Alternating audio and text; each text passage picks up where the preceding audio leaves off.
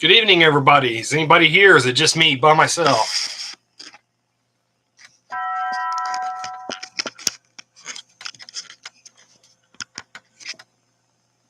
And can everybody hear me? Let me know if you can hear me.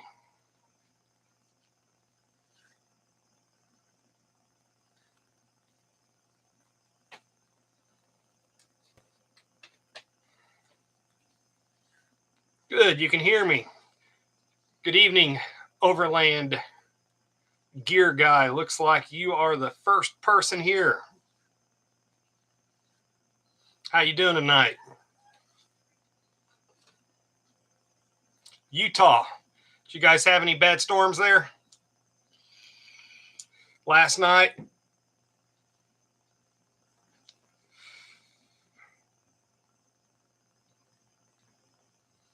Hi, Tulip 909. Good, I'm doing good myself too. I'm actually going to be starting some training besides my regular full-time job. I'm going to be doing a month-long training class with a police department not too bad an hour away from me. So in the evenings, I'm going to be most of the next month, a couple nights a week, I'm going to be traveling an hour further south to do this training with this police department. And so I was like, I better do a live stream tonight, because if I don't, I'm not going to have time to make any videos or release any videos next month.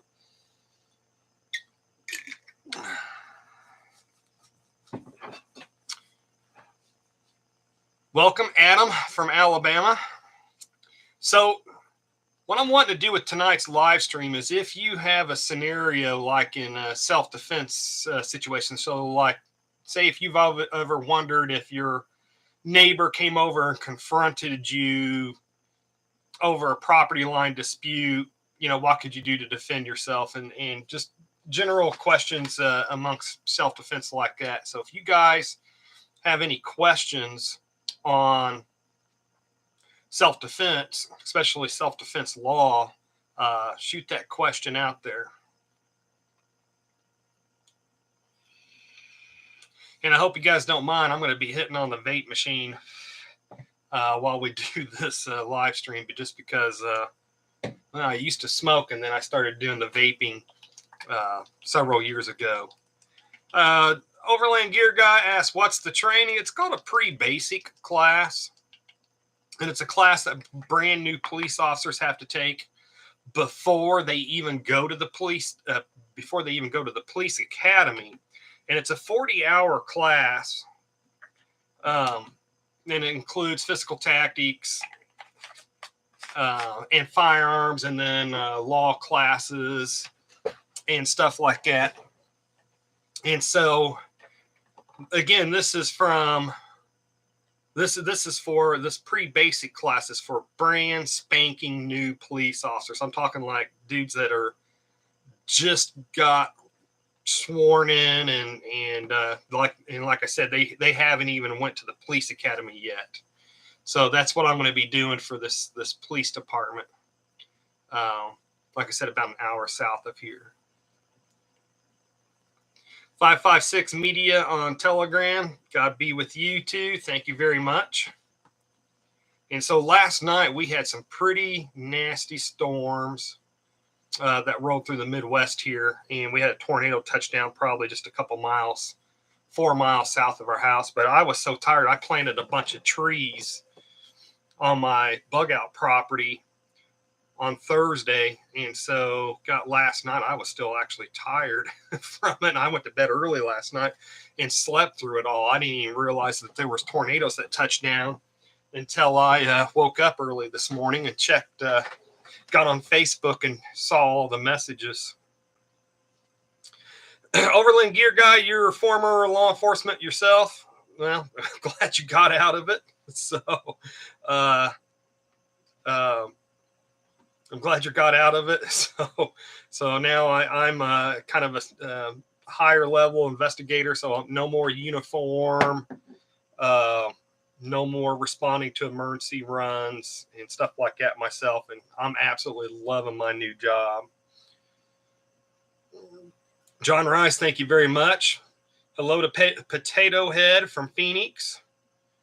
And John Rice, you got to tell me what GTSY stands for. I'll probably figure it out now since I've asked it and before you type it. But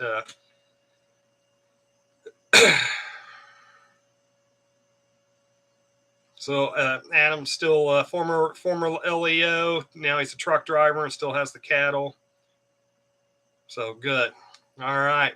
So if you guys have any questions, like, if you have any scenarios, like if you thought, well, hey, if I go into a gas station and I see an armed robbery in progress, can I legally act? If you just got questions like that, let me know. Oh, Potato Heads, GTSY means good to see you. Thanks, dude. I'm old and I don't know all the acronyms yet. Overland Gear Guy says, I would not want to wear a badge now. And I completely concur with that. What I'm kind of seeing across the country, and this is more in the major cities and your larger cities, not so much in your smaller rural police departments. And thankfully, I believe most of your police officers are in your smaller towns, medium-sized towns, and then your sheriff's departments in the more rural areas. That still makes up the majority of the police departments. But in your larger police departments, I am seeing where they are dropping their hiring standards, where they're lowering their hiring standards to try to be more inclusive. And I have nothing against being more inclusive in a police department. If the area that your police department covers is, let's say, 25% black, 25% white, 25% Hispanic, and 25% Indian, then your police department needs to directly reflect the area they're covering, because contrary to what people say, each one of those groups they have their own way of doing things. The word's escaping me, but they are their own cultures. The African Americans have just some different cultural aspects about them than what whites do, and vice versa. And so it just helps that when you got an officer that's lived that culture, understands that culture, when they respond to some kind of violence incident that's occurred at a house, or even if there's not violence, they're just a domestic or something where it's verbal only. But I don't believe in lowering the standards to try to get that diversity. And also too, and I am seeing this across the country, is what we started referring to several years ago was the Ferguson effect. And that's where we started seeing politicians throw officers underneath the bus, and even prosecutors going after police officers. And we were just, as law enforcement, we were like, you know what? It ain't worth it trying to go out there and catch the bad guy. If I see that car with bangers driving down the street, and I know that if I pull that car over, I'm probably going to get guns and drugs and get some gangbangers off the street, probably save somebody's life that night, probably save somebody's house from getting burglarized that night. It ain't worth it, because if it ends up into a shooting, then my butt's on the hot seat. I'm going to be treated like the criminal. The prosecutor's office ain't going to file any charges against them. They're going to go after me. It ain't worth it. So I'm just going to park my squad car behind this business and just watch movies all night, and just ride my time out until I can retire. So with this, and then with the Ferguson effect, there's a lot of people that would be good police officers that's saying, I'm not going to apply to that police to become a police officer. I'm going to be firefighter, or I'm going to be a paramedic, or I'm going to be an office worker or something instead. So I'm really seeing in these larger cities where your level of police officers is going down, where you're not having good police officers, and the good police officers that's that started working there before all this stupid stuff started coming down, they're not responding to stuff. They're hiding. They're just trying to buy their time until they can retire. And I don't blame them. Anyway, so I think most controversial police action shootings, most, not all, there are bad ones out there, but most controversial police action shootings that happen now, that have happened in the recent history, most of them have been good shootings, legal shootings, most. But I think that here in the near future, we're actually going to see a lot of actually bad shootings start occurring, especially in these large cities, just because they have lowered their standards, their hiring standards, and so they're ending up with idiot police officers. And one of the things I always kind of like to remind people is, don't paint the police all across the country. If knuckleheads in, was it Tennessee where they beat that guy to death? I haven't seen the video. I don't know the whole story. I don't just pay attention to the news anymore. But it's from what all my police buddies posted, that all my police buddies were posting, those cops in Tennessee need to go to prison for the rest of their lives. Anyways, I think that, again, I think we're going to start seeing a lot more bad police action shootings and stuff like that. So 20909 asks, is this also true for state troopers? That's kind of going back to where I was going to say, don't paint the police all across the country as the same, like those knuckleheads down in Tennessee that did that bad action. That's that police department. What was their hiring standards? Who were they hiring? Who were they promoting there? So if they were hiring knuckleheads and promoting knuckleheads, that's where you get that kind of actions at. But then you got a whole separate police department where they still hold their standards high, then you're going to have a lot better police officer there. So 20909 asks, is this also true for state troopers? So I'm guessing you're asking if they're lowering their hiring standards. It's probably true right now because they are having such a hard time getting good applicants. So over the past couple of years, like right before, when I first got into law enforcement, they would have one open spot and there'd be like 200 applications for that one spot. I mean, so they'd be hiring one police officer and there'd be like 200 people that would turn in applications and would show up to do the first written test and the physical agility test. And then as each level of that hiring process happened, it would whittle that number down. And so you would start off with 200 people. And then after the written test, then you would end up with 100 people. And after the physical agility test, then you would end up with 50 people. Then they would start doing the criminal history background checks. Then you would drop from 100 people down to 80. And then you'd have to go see a psychiatrist, and the psychiatrist would talk to you and see if you were nuts or not. Then you would drop down even more, and then they'd get you down to like 25 people. And then they would say, okay, well, this person's got more experience, or this person, was a Navy SEAL, or this person, and then it gets down to like the last two people, and they'll say, well, person number one did 50 push-ups, but person number two did 52 push-ups. Other than that, they're exactly the same, and that might be what breaks it. But anyways, kind of going back is, there's not many. When I first became a police officer, you'd have like 200 applicants for one spot. Now, and what I've been seeing in the past couple of years is they might get, some of these agencies are only getting 5 or 10 applicants.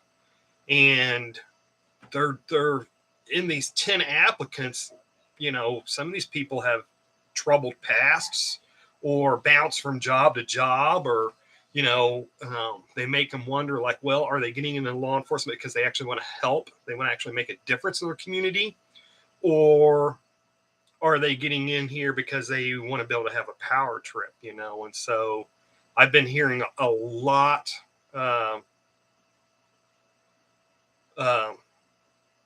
I've been hearing a lot of police departments complaining about not getting good applicants. And so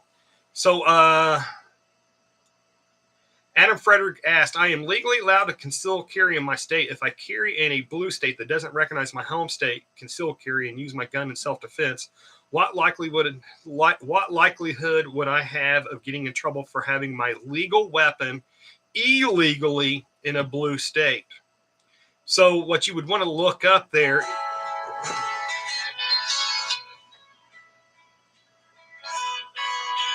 Sorry, my telephone's ringing. What you would want to look up there is what state are you going to go to find out, and then look up the charge for carrying a handgun without a permit in that state, and look up, is that a misdemeanor in that state or is that a felony in that state, and maybe look up storylines or news stories of what people have generally been sentenced to. Now, not every state, but in most states, let's say I am. So I can carry under the LEOSA, the Law Enforcement Safety Act. I can carry anywhere in the United States under LEOSA. But let's say that I'm not supposed to carry a handgun. Let's say I don't have that authority underneath the LEOSA to carry a handgun in the state of New York. But let's say I'm carrying a handgun in the state of New York, and a robber pulls a knife on me, and I end up shooting him in self-defense. In most states across the United States, as long as it was a justified self-defense shooting, more than likely I would not be charged, even though I was illegally carrying a weapon. More than likely, I would not be charged with murder, but I would probably be charged with carrying a handgun without a permit. And so then it would be up at that point is, does the state of New York, am I going to walk away with a summons, or am I actually going to go to prison? So that's really going to be kind of dependent on that state. So sorry it took me so long to answer that one question. Potato Head asked, am I on Rumble? Not on this live stream, but I do have a Rumble account. So most of the times when I upload a video to YouTube, I also upload it to BitChute and also Rumble. Now with BitChute, I'll usually get like 50 views. In Rumble, I'll get like 12 views or 17 views. So I've got a Rumble account, but it's not, when I release a video, 3,000 views will be on YouTube, 50 or 75 views will be on BitChute, and like a dozen views on Rumble. So I would absolutely love it if I would get 3,000 views on Rumble or on 3,000 views on BitChute, because I would love to see all of us just escape YouTube and go to someplace else that doesn't limit free speech so much. So Errol Kovlak, and I'm sorry if I butchered your name, said I was ranked number one after all the tests, and then they tested more new people, and I was still number one, and they hired lower scoring candidates due to affirmative action. 1986, so I became a trucker.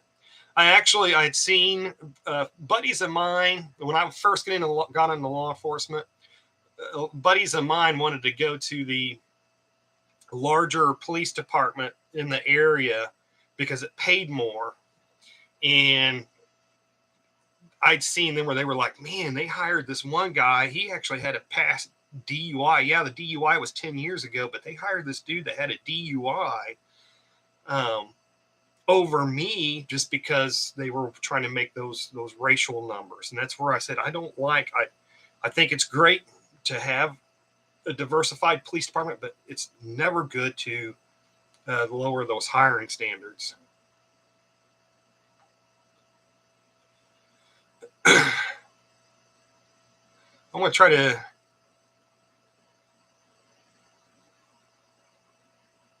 William, I'm trying to read your message. It looks like it might be in William Goswick said, going to give me a warning, but I just wasn't happy enough about being stopped for a few miles per hour over. So he wrote the ticket on his feelings, and that made him feel like a man. So I'm sorry, I'm not catching the whole thing, but there might have been you might have done a previous message that I might have missed. 556, it says here, Thomas Howell's take on it. Is that on hiring standards for police? I like Thomas Sowell. I do like him a lot. I should listen to him or read more of what he says, but I really like his train of thought, his politics. So Adam Frederick says that it's funny that I use New York as the example because that's the state that he's referring to. So, man, I would hate to be in the state of New York or the state of California. Those would be two states I would just stay away from.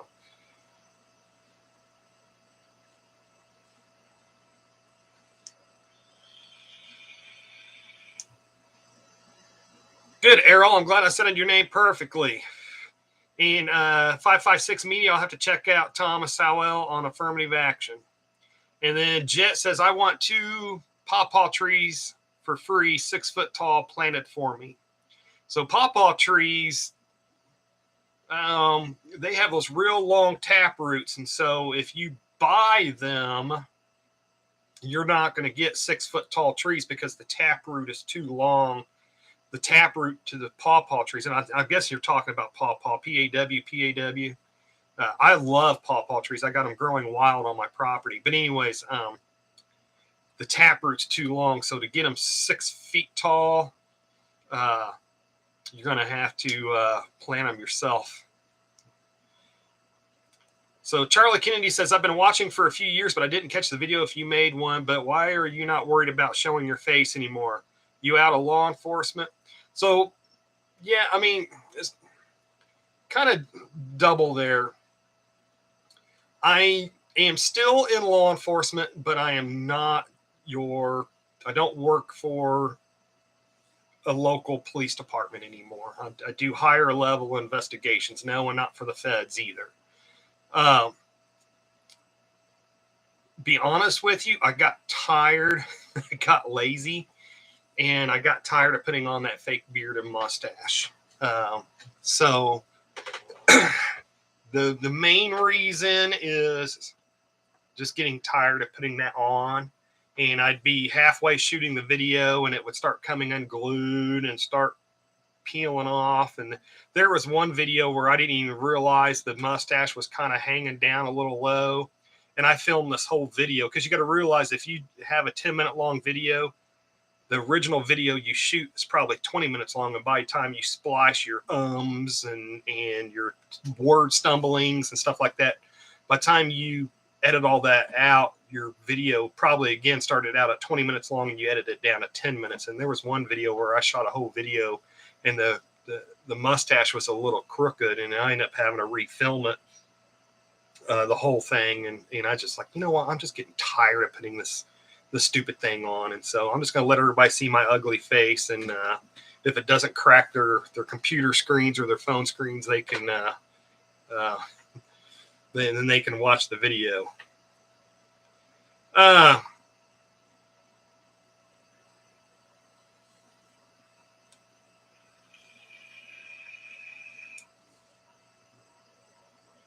So Adam, yeah, you got family. You smart and you moved out, but you still got family that live there and they won't leave. So yeah, that's. I truly try to, even though I can carry across the whole country, I still try to stay away from states that are real strict on gun laws because I figure if they're really strict on gun laws and you do get into a self-defense shooting, they're probably if they're strict against gun laws, then they have a tendency to be pro-criminal and anti-good guy, anti-self-defender. And so, you know, self-defense shootings are rarely 100% clean cut like you see in the movies. And, you know, you kind of like Kyle Rittenhouse. I mean, see them try to go after somebody and try to pull something out of their butt just to get them charged with murder. So,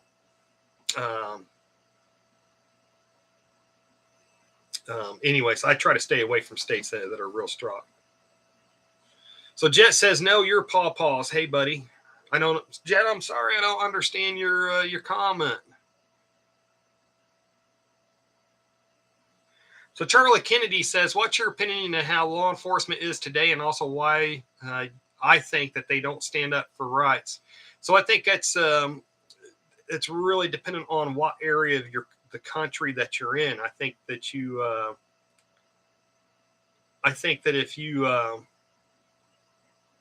if you see,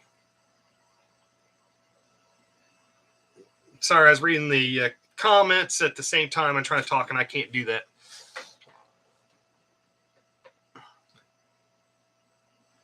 When you get into a liberal city, that's where you're going to see, okay, so if you have a liberal city, you've got kids growing up in this liberal city that's being taught by liberal parents, liberal school teachers. Well, these kids grow up to be liberals themselves. Well, those liberal kids that are now young adults go to be police officers, go to be teachers, go to be firefighters, go to be plumbers and everything else. And that's where you start seeing, I mean, in a liberal city, you just got everybody there is liberal. The cops, the firefighters, the teachers, everybody.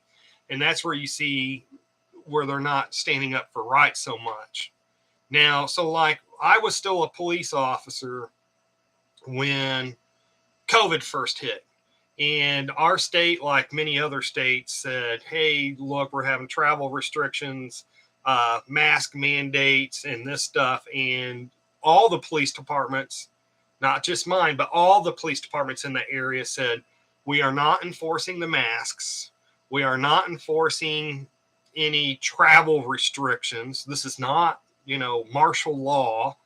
We're not being, invaded by a foreign army type of thing where maybe some drastic, we don't have bombers flying overhead where you actually have to say, hey, everybody go inside and shut your lights off to keep us from being bombed like they did in World War II. And so anyways, it just really goes to what part of the country you're at, to where if the police officers do a better job of standing up for people's rights.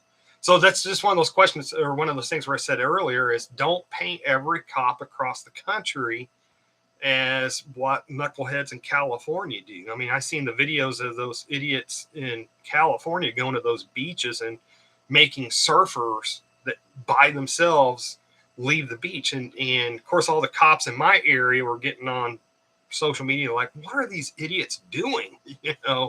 So okay, Jet, I know who you are now. Sorry, I forgot your username.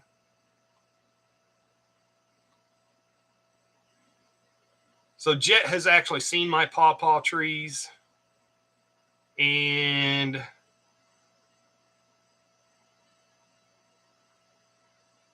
Don Hoover's asking if I recognize his profile picture, and I'm sorry I don't, because it's real small on my computer screen. It's too small for me to see. So Don, my apologies. And are you telling me to sit up straight? Because I'm hunched over here trying to look at my computer screen, or are you giving me grief, or what? It's okay. Charlie Kennedy asked, do I think the federal government's getting too big? Yes, I do. Then he says, also, I don't mean to put you on the spot with any questions, so anything you feel like won't come off good, I'm good with you not answering to. Okay, now that's cool. Yeah, ask me whatever. I try to do my best to answer. And transparency's always been a big thing with me. Elevated Agenda says people need to pay way more attention to who their local sheriff is. And I 100% I agree with that. And not just even their sheriff, but people should be getting on their school boards, making sure they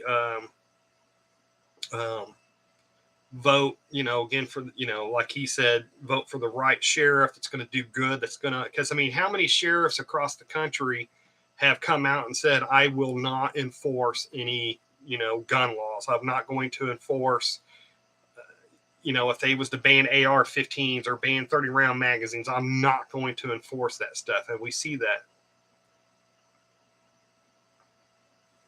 So Lord Alan Peter Patterson said he didn't know that that was a complete. So I would usually, so Lord Alan Peter Patterson, sorry, said he didn't know that I put the beard and mustache on, but he recognized the voices, recognized my voice. So yeah, I would put some glue. There was this glue that was made for fake beards and mustaches, and I'd put that on. I would also usually do a video about once a year called like transparency video or 10 things you didn't know about ethical preparedness or something like that. But in that, I would say, hey, look, I live in a subdivision. I don't live on a 200-acre retreat. I do got a bug out retreat, but I don't live there. This is a fake beard and mustache, kind of stuff like that.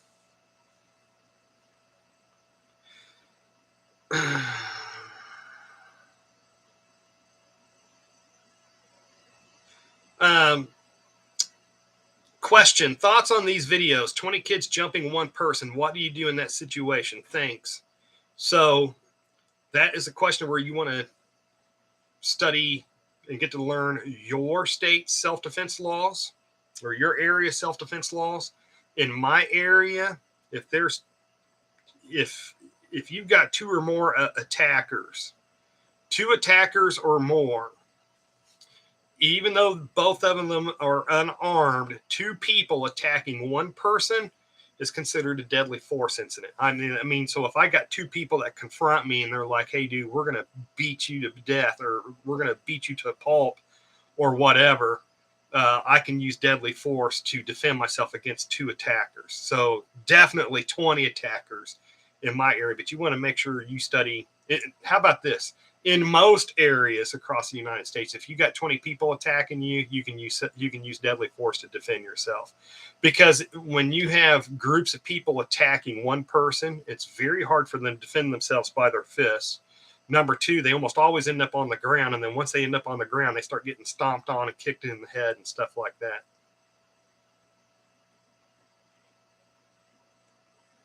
So Charlie Kennedy said, yeah, you made a video before telling people that you used a fake beard, mustache, and goatee. Yep. So what other questions did you guys got on self-defense situations, like scenarios? If you've ever thought, hey, an example I'm kind of using is, if I go into a gas station, I see an armed robbery in progress, but he's not pointing the gun at me. Can I use self-defense? Can I shoot him in self-defense? So if you got any questions, anything like that, say you got a neighbor that you're having issues with, ask them away, and I'll do my best to try to answer them.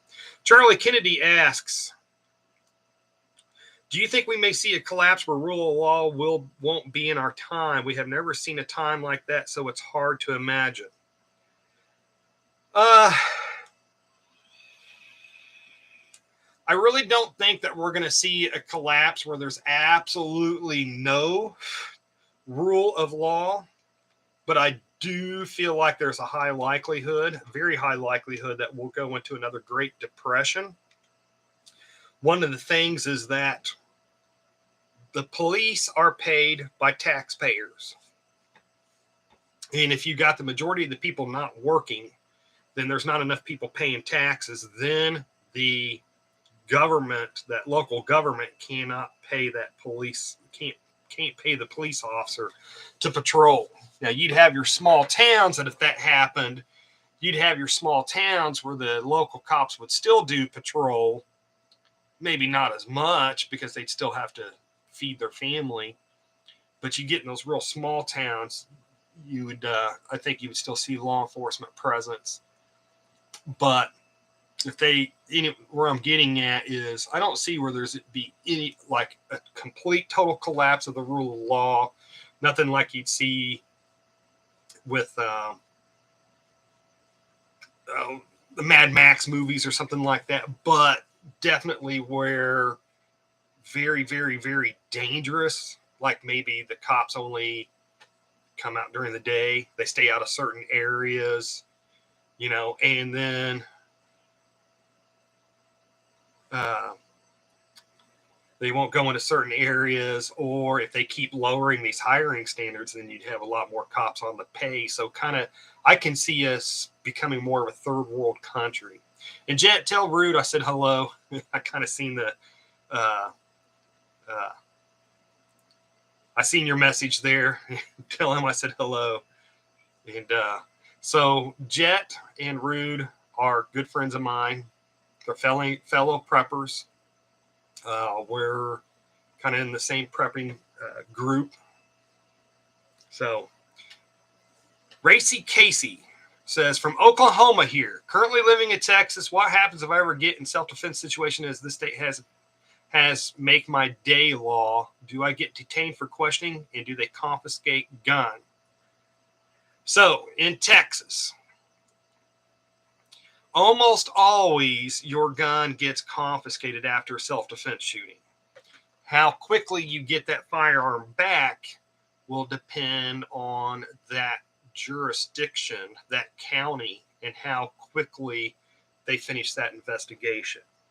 One police officer buddy of mine got into a self-defense shooting. Now, he was off duty, but it was a good self-defense shooting. And it was a year before he got his firearm back. After my police action shooting, my firearm was returned back to me in 2 weeks. And that was just because it was different counties. Now, the reason why guns almost always get confiscated at that scene is because it is not unusual for information to come at a later time to where that gun is still needed as evidence. If this, hopefully this makes sense. So I know of one case where a dude shot somebody that was approaching his car, and the story at the scene made it sound like it was a clear-cut 100% self-defense. And then it was learned about 3 days later that that was actually a drug deal that had went bad. And so guns are almost always confiscated immediately after that shooting to be held as evidence or potential evidence until that investigation is done. Now, once that investigation is done and that prosecutor says that was a clear cut, that was a good self-defense shooting, no charges filed, then that gun should be released back to the rightful owner. If you're in a conservative area, that's typically where you'll see get your gun back much quicker, a couple weeks to a couple months. If you live in a liberal area that hates guns and hates self-defenders, that's where you're going to see where they're going to put all this red tape, and you got to do this, you got to show a receipt, you got to blah, blah, blah, you got to come in and get fingerprinted. And I think there should be lawsuits on that where some of these areas put all these restrictions on getting your gun back when you defended yourself legally in self-defense. So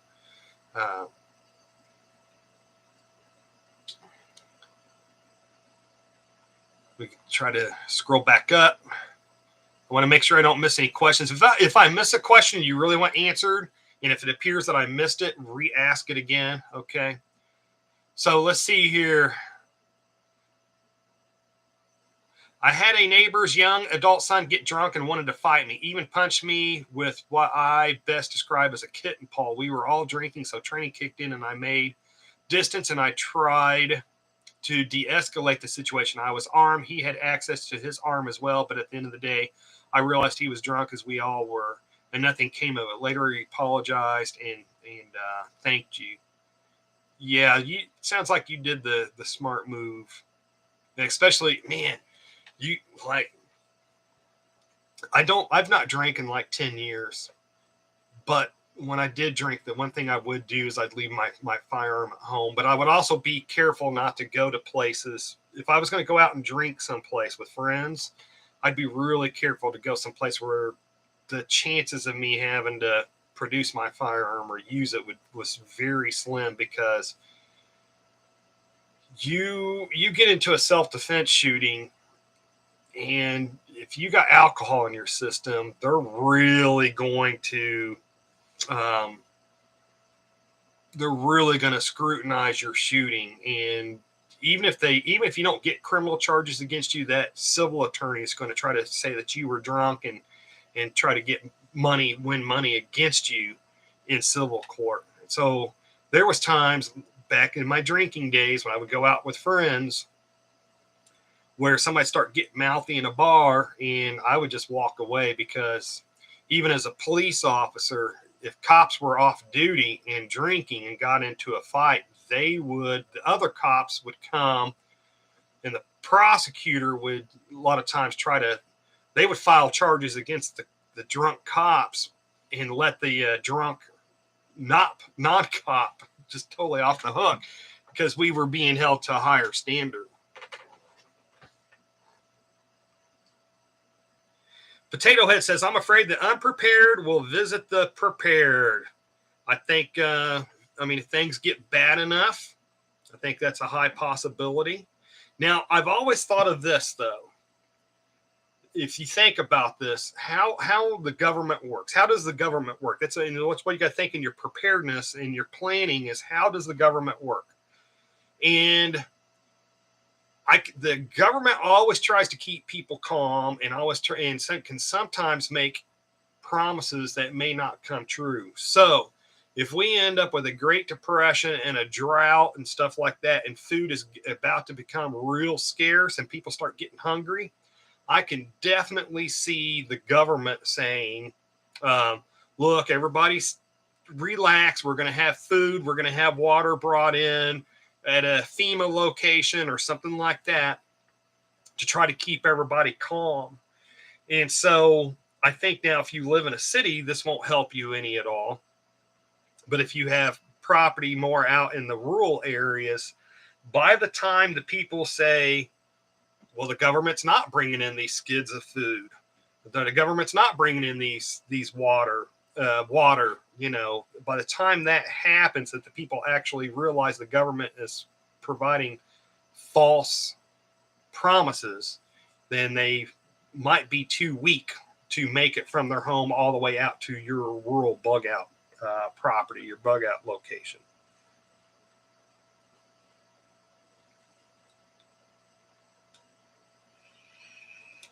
"556 Media on Telegram says, or ask, in the event of a red flag confiscation, how long does law enforcement keep your firearm before destroying it, if they destroy it at all?" So I think that's going to be more of a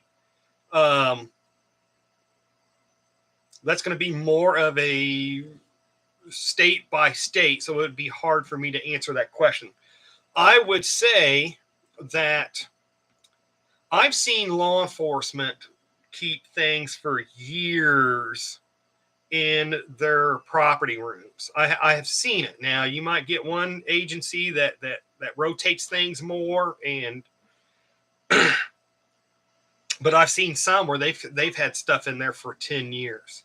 So if you had a gun, not you, but if a person had a gun confiscated underneath red flag law, and over the course of a year, they had hired an attorney, and over the course of a year, they fought that confiscation of that red flag law, and they defeated that, got that red flag overturned, that red flag thing against them overturned. I would say there would be a high likelihood that firearm would still be in the possession of that property room, that police department's property room, before once you got your rights restored. Now, those red flag laws, I'm real, in my state we have red flag laws, but we have to have, like, if somebody comes up to me, if somebody back in my police days, normal police days, if somebody come up to me and said, hey, he's talking about shooting up a school, we could not just go and confiscate that person's firearms. We had to have some other kind of corroborating evidence. Now, if somebody came up and said, hey, look, this dude's talking about shooting up a school, here's his Facebook posts, and you start going through his Facebook and you're seeing him saying, you know, posing with ARs, not just posing with ARs, but saying, tomorrow I'm going to make major headlines and I'm going to shoot up the school, then you could confiscate that person's firearms underneath the red flag law. But those red flag laws do make me nervous. Now, I do like it that the prosecutor, when he would cover the red flag laws with us, he would always say, look, if we're going to, when we do red flag laws, we have to have evidence showing this person was just getting ready to commit this violent crime with these firearms before we will confiscate any firearms like that. We will not trample on people's Second Amendment rights. John Rice asks, why did they enforce the NFA, National Firearms Act? You talk about the fully automatics and stuff like that. Why local cops enforce it? So you know what? I have never seen a local cop arrest somebody for having like a fully automatic firearm. That's a federal law, but your state might have a law that says you can't have a fully automatic rifle. So I have worked with the ATF before, not on raiding houses to get guns and stuff like that, but I've had burglaries where guns were stolen, and then worked with the ATF when some of these stolen guns were recovered in other states. And there was things that the ATF could make arrests on where I could not, because it was a federal law and I could only enforce state law in my state.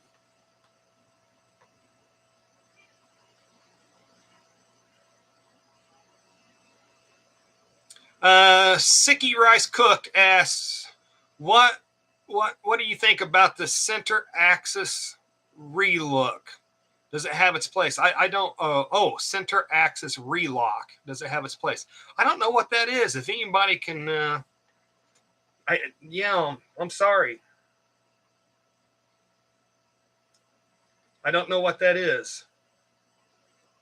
So if somebody else can answer that. Sicky Rice Cooked, if you want to look in the comments, maybe somebody can answer that and what their thoughts are. Grayman Theory asks, what's your EDC flashlight? Should you go batteries or rechargeable for long term? So I am personally going with rechargeable for long term. And the reason why is I have done a couple of commercials now for 4 Patriots on their power generators. And some of the flashlights that I got and they're over there. And I'm trying to think of the name brand of them right now. They're decent. They're Streamlight or something. They're not O-Light, but they're Streamlight, or a pretty decent brand. But I'm getting the rechargeable ones because I have these two different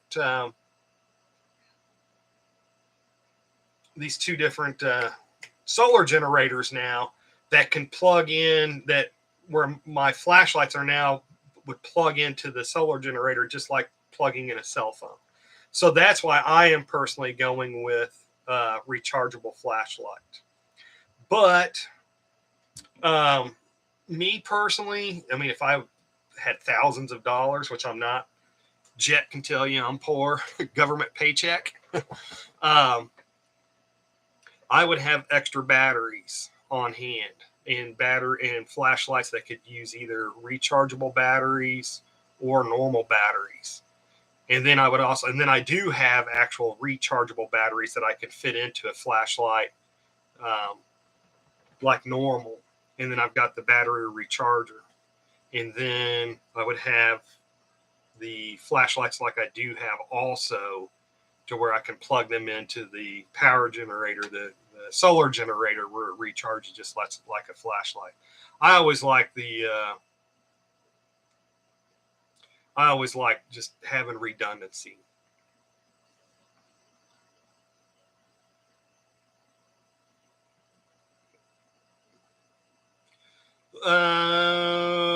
Lord Alan Patterson asks, any suggestions having a concealed weapon permit, but the law enforcement officer is not as receptive to people other than law enforcement having firearms, besides just common courtesy, that is? So Lord, or Mr. Patterson, any suggestions having a concealed permit, but the law enforcement? So are you talking about where you have a gun permit and the officer, maybe you're having an interaction with this officer, and even though you've got a permit, he's not receptive to it? He's like, I think only other cops should have guns. So, I mean, in the end, if he's an asshole, excuse my language, if he's a butthead towards you, just having your common courtesy, I think you mostly only run into that in like New York, California, places like that.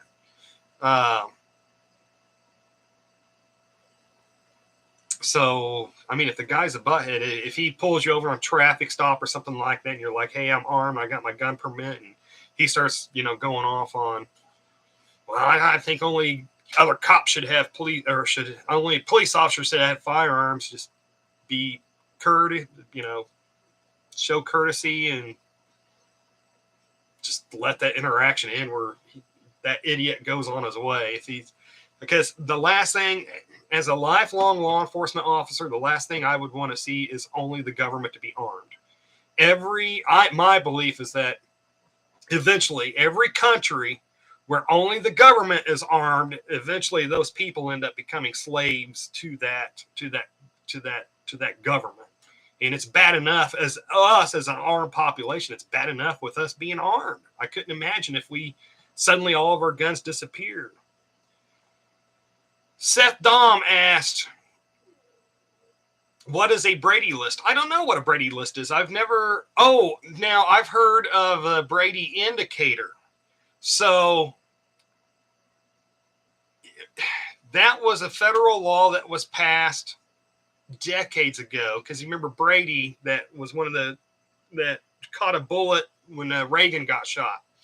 And so there was some Brady laws that they called them Brady laws that were passed. And one of the things that got passed underneath some of the Brady laws was if you got a protection order and you could say, hey, look, this person I'm getting a protection order against is dangerous and he should not have any firearms, they could put that Brady bill indicator on that protection order. However, that is a federal law and not a state law. So let's say that my wife got a protection order against me, and she said, you know what, ethical preparedness, he's crazy, he's nuts, he's dangerous, he should not have a firearm. And then they put that Brady bill indicator on my protection order. Well, if a local cop pulls me over and he sees I got this valid protection order against me, and then he sees that it has the Brady bill indicator checked yes on there saying I should not have firearms, but I've got a gun on my side, that local cop cannot arrest me because that is a federal law and not a local law. So then it would have to be ATF that would come and make the arrest. And I know this for a fact, that the ATF will only come and make that arrest if you catch that person with that firearm and they're like hiding outside of the bushes of their ex's house, or that person that, if they're stalking that person with a firearm that got the PO against them. If you just stop somebody and they've got that Brady bill indicator against them and they've got their firearm on them and they're not doing anything else, and you call the ATF is not going to come and arrest that person. I've seen that. Errol says, I'm not a slave to anyone except my wife. Hear, hear, brother. Hear, hear. Potato Head says Canada is getting there. I agree with you, because I've seen some horror stories where they're trying to force people to use certain pronouns and stuff like that, and it's getting pretty bad up there. Adam Frederick asks, having concealed carry permit when I'm pulled over, should I immediately put hands out the window and notify the officer, or what is the proper safe and legal procedure for this? I live in Pennsylvania, if that helps. So yeah, I don't know Pennsylvania's laws. Rolling your window down and putting your hands out the window is not a bad idea. idea. Turning your dome light on, putting your hands up on your steering wheel, another not a bad idea. When the officer comes up, I would, first of all, you just kind of want to look at what your state is, and are you mandated by state law to tell the officer if you are armed or not? And then what area of Pennsylvania are you in? Because like where I used to be a regular police officer at, everybody was armed. You kind of just assumed that on traffic stops and stuff that you just assumed everybody was armed. And when I say assumed, I'm not saying like you must have a gun on you. Get out of that car and let me handcuff you. I mean, it's just you automatically assume. I mean, you pulled a car over for speeding, and the guy's like, "Hey, I'm sorry if I was speeding. I'm on my way home from work." We just automatically assume that in that area, everybody carried guns. It's normal, So I always, I appreciated it when people said, "Hey, just let you know, I've got my gun permit." And my firearm is wherever, and they're just keeping their hands up there, because what I liked about that was that if they were going to shoot me, they're not going to tell me that. If they're going to shoot me on that traffic stop, they're not going to tell me that they got a gun on. And so I would just always say, all right, cool. Hey, thanks. Give me your license, registration. Just do me a favor. Don't reach for the gun, and give me your license, registration. And I never wrote very many speeding tickets because I sped myself. So I would never write speeding tickets. So Racy Casey says, it might not be a bad idea, but I prefer not to inform them unless they asked, because some cops might get a bit paranoid thinking you could be up to something. Just my opinion, though. So Racy Casey, actually, there's a nugget of truth to that. So do you live in an area where most people carry guns? Or do you live in an area where most people do not carry guns? So that's not something that the officers run across very much. And is it a younger cop or is it an older cop? So you will see younger cops be like, oh my gosh, this person's got a gun on them. Oh, what, but then you get your older cops. It's like, yeah, so what? I mean, everybody's carrying it. The person that tells you they have a gun on you is not going to be the person that's going to shoot you. The person that doesn't tell you they have a gun on you, that would be the person that would be more apt to shoot you. So, a lot of that too might be the situation. I mean, so if it's typical traffic stops, just a normal traffic stop, officer, hey, I've got my gun permit, my firearms on me, it's on my right hip. What do you want me to do? Let me know. That's going to be pretty much, that'd be the way I handle it.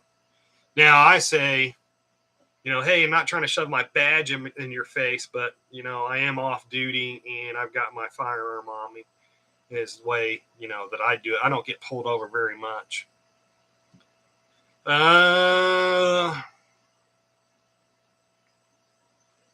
So 2909 says, hey, how about just handing your permit over with your driver's license? That's not a bad idea. Officer, I'm sorry, whatever I was doing that caused you to pull you over. Here's my driver's license, my gun permit, and my registration, and then let the cop direct it from there. And what I'd seen is, unless somebody was a gangbanger with gang tattoos and stuff like that, if they were just regular working people getting pulled over for speeding, what I personally witnessed was that cops didn't get excited if a person had a gun in their car, So Errol says, I was armed plainclothes security and a private investigator in New England. I would keep hands on the wheel and tell them I was armed with a permit.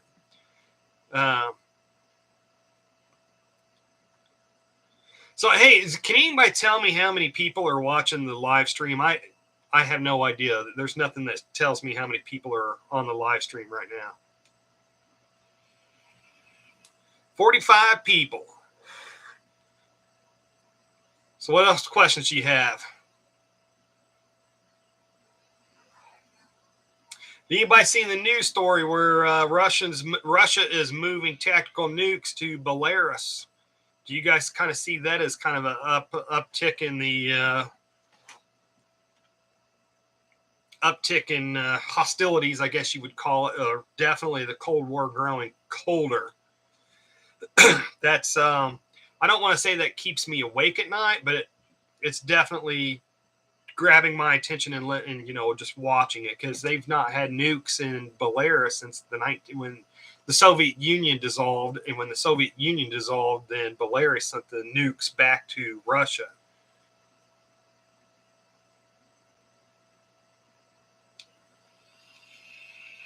Dennis says, don't you know that vaping is bad and you're teaching classes?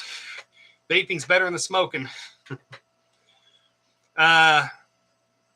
556 says, guys, join whatever Pro 2A organizations you can. Gun Owners of America.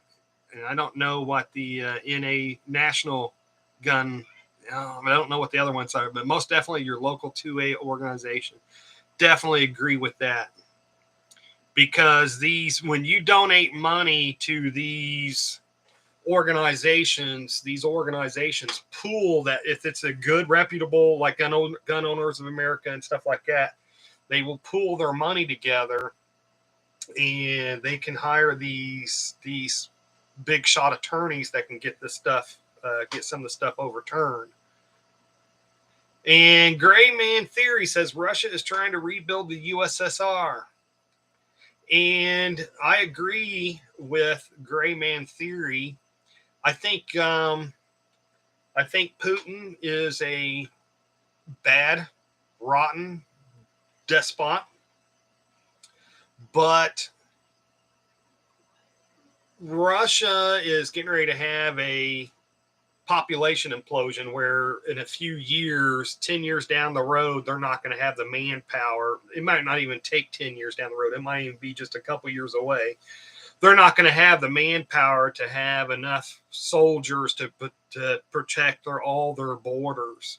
And so they are trying to get some buffer zone between Russia and NATO. And we got to think that countries like Russia think differently than us, because they have actually had enemy soldiers come across their borders and invade their country. Think of, World War II, where the Nazis invaded Russia. So we, as Americans, we have a tendency to kind of think differently, because we've never truly been invaded, where I'm talking actual foreign armed militaries coming across our border. Yes, I know we have a lot of illegal immigrants, and I know that some bombs hit some U.S. soil in World War II and stuff like that, but I'm talking actual full militaries coming across our border. We've never had that happen to us like countries in Europe do. So they think a little differently than us. And so I think Russia, from my understanding, Russia was like, if we're going to create some borders, we got to do it now, because we're not going to be able to create these buffer zones in the future. That's my understanding of it. Plus, there's other things there too. Getting some of those ports and stuff like that will help them economically too. But I think in the end, it was like, if we don't get this buffer zone now, we're not going to be able to do it just a couple years from now, because we're not going to have the military manpower to be able to do it. And so I do think that Putin wants to rebuild the USSR, get those buffer zones as much as he can. Because, I mean, if the United States, if Russia started creeping up in on Mexico, you can almost believe that the United States would invade Mexico to create that buffer zone between the United States and whatever country Russia was already occupying. And so that's just the flip side of what's going on over there. Russia and NATO do not like each other.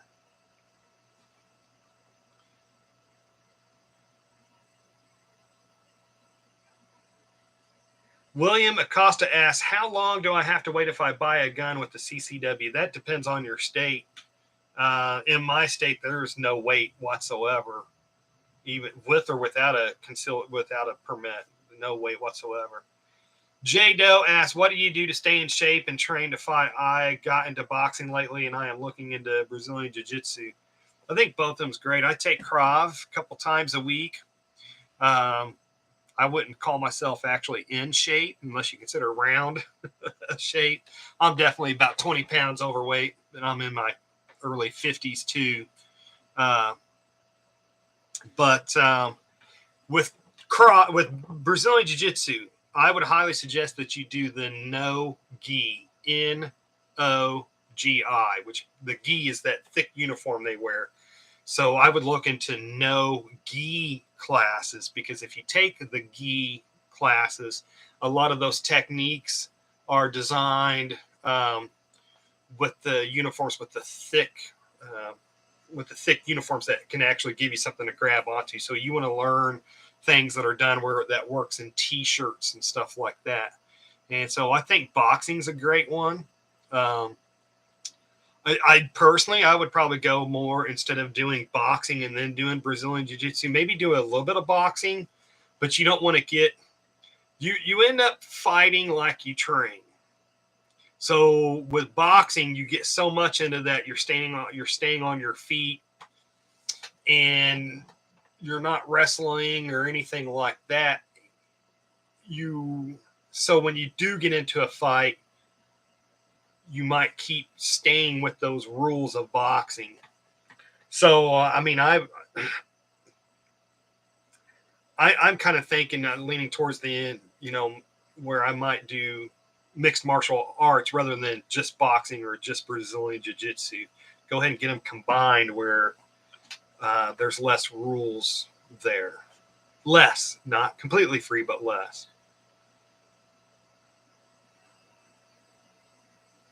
Jackson says, nice event with the live stream. Good topic. Thank you very much.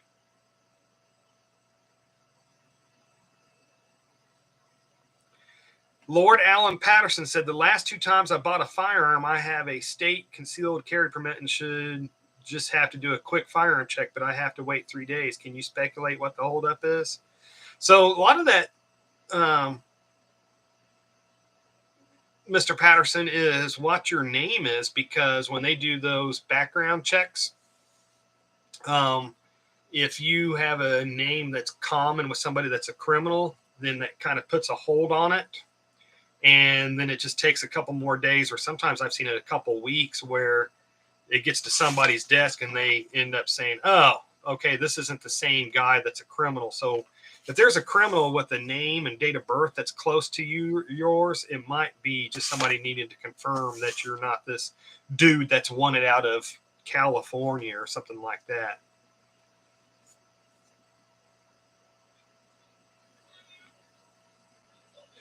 Grayman Theory says, go to gyms that aren't big and flashy, because once they get so big, they go corporate and have insurance and don't want anybody hurt. They are just handing out belts usually at those places. Yeah, I agree with that. And then Seth says that he teaches Khan Khmer, and I don't know what that is. I haven't heard of that before.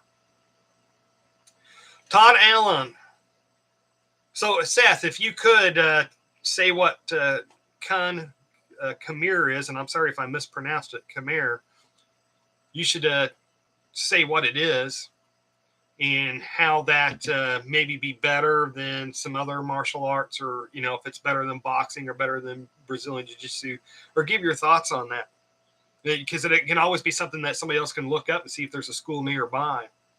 So Todd Allen says, what is the best way to train mentally? So I do like what Grayman Theory says, which is pushing yourself, letting you know that by pushing yourself, you can do more than what you think you can. Also, too, study as much as you can the effects that a shooting will have on you at the time of the shooting and after the shooting. How it will affect you mentally and physically, how it will make your heart rate go up, how it will have, you'll have lapses of memory, auditory exclusion, all the different ways that it can affect you, because that way when it starts affecting you, when you start experiencing these things, then you realize what's happening to you, and it won't freak you out as much, or you'll have a better understanding of what's going on. And, you know, I don't want to brag here, but watching my channel where you kind of learn more on what happens when the police show up and stuff like that, that just better mentally prepares you. Now, mentally preparing your brain for after you actually have to pull that trigger at somebody, I mean, you can help with it, but you'll still have that guilt after it's done, more than likely. Just, I mean, unless somebody's a total psychopath or whatever the word is when people have no caring whatsoever. But I mean, when you shoot somebody, even when they live, but you see that trauma that you caused to their body and all that blood, that's going to mess with your head a little bit.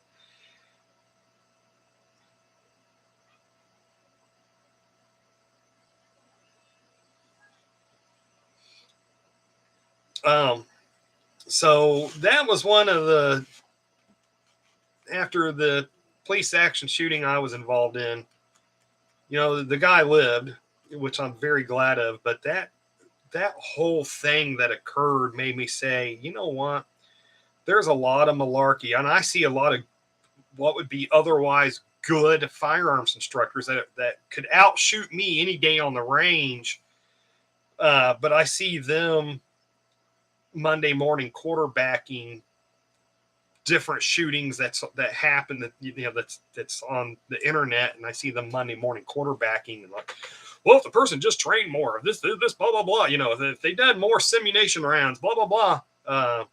I'm thinking, dude, if you ever was involved in a real shooting, you would have a total different mindset, because shooting on a range is just 100% complete different than shooting at somebody or having somebody else pointing a gun at you. So even doing realistic training, because I've done training numerous times. We're doing push-ups, jumping jacks, and then you know, get the heart rate up and everything like that, and then doing shooting with simulation, shooting each other in scenarios with simunition rounds and airsoft and stuff like that. It still doesn't 100% prepare you for that real life event, because in all that training, no matter how realistic you make that training, you still know you're not going to die in that training.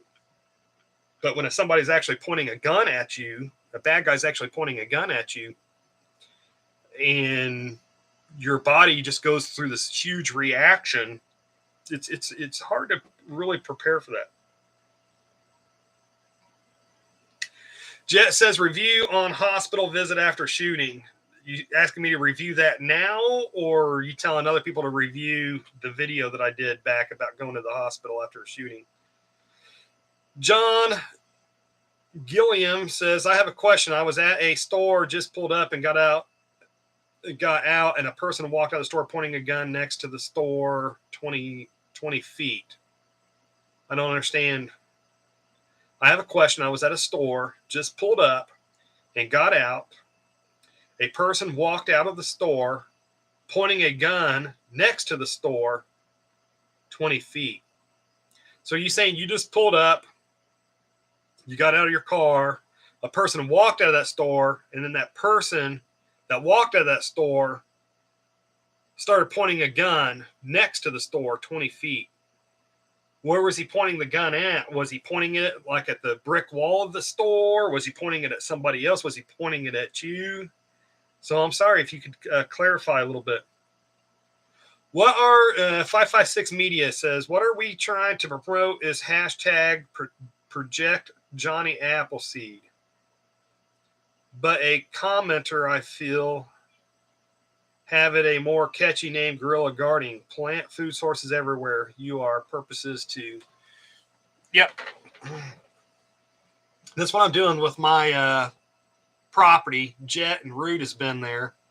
I am getting a lot of food producing trees down there now, because that's what I've really been focusing on, trees that produce nuts that will produce healthy fats, because a lot of my long-term storage food, a lot of my prepper food that stores for 30 years that don't have fats in them, because fats typically don't store for decades. And so I want to make sure that I have good, healthy fats that I can add with these foods, because a lot of people forget that your body needs fats just like it needs protein and everything else. So, yeah, like you said, guerrilla gardening. And there's a lot of different things that even I'm ignorant of that can be eaten.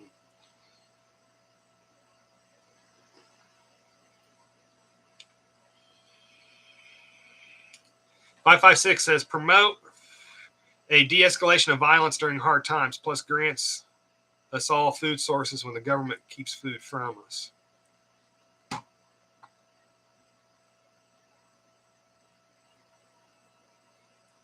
So Jet asks, how about a person drawing a gun as they are walking into a store?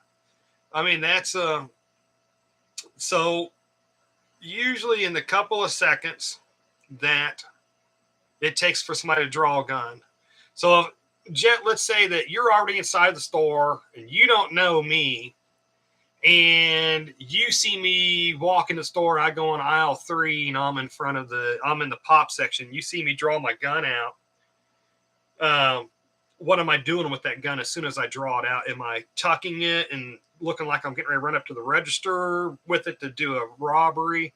Or, just if somebody walks into that store and they immediately pull this gun out, well, then they're a deadly threat to a third person. And in the state that we live in, we can use deadly force to protect third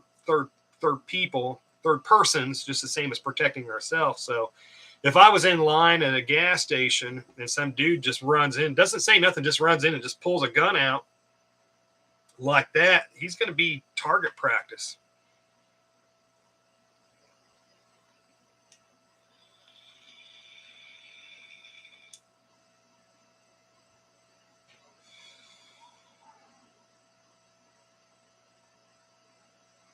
What other questions we got here? Guys, you guys are being a pretty good group today. You got some pretty good questions. I'm not having any. I have not seen any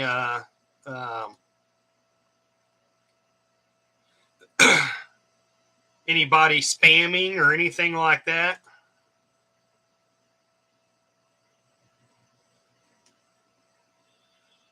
Everybody seems to be pretty good. And I'll tell you what, folks, I will be right back. Give me 1 minute.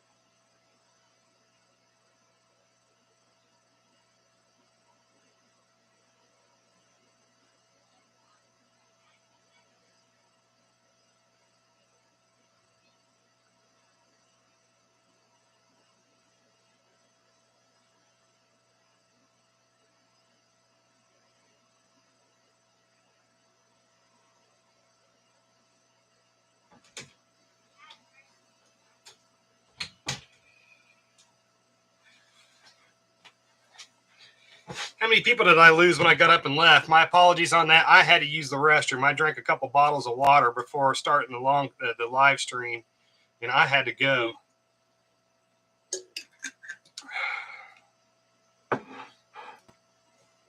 Yes, that is a tomahawk. Thing is, I got this. It's kind of a keepsake. A friend of mine unexpectedly passed away several years ago, and it is actually, it's really sharp, but it's really kind of a keepsake.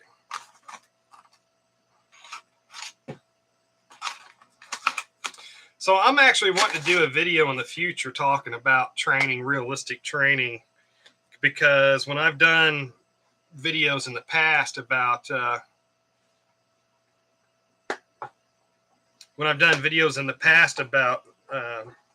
self-defense shootings and how it affects you, I get a lot of comments from people saying, you know, hey, if you do realistic training, it'll prepare you.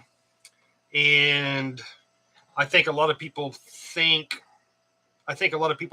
believe that if they do a lot of realistic training, that it will 100% prepare them when it will not as much as they think.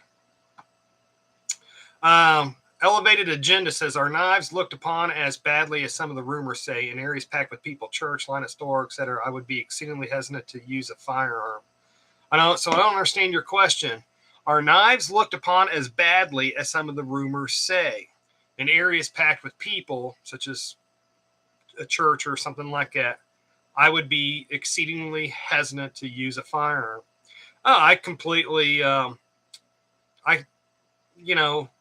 can see why you'd be hesitant to use a firearm if you're in a church full of packed people, because, I mean, you shoot your bad guy, and if you miss him or the round goes through him and injures somebody else.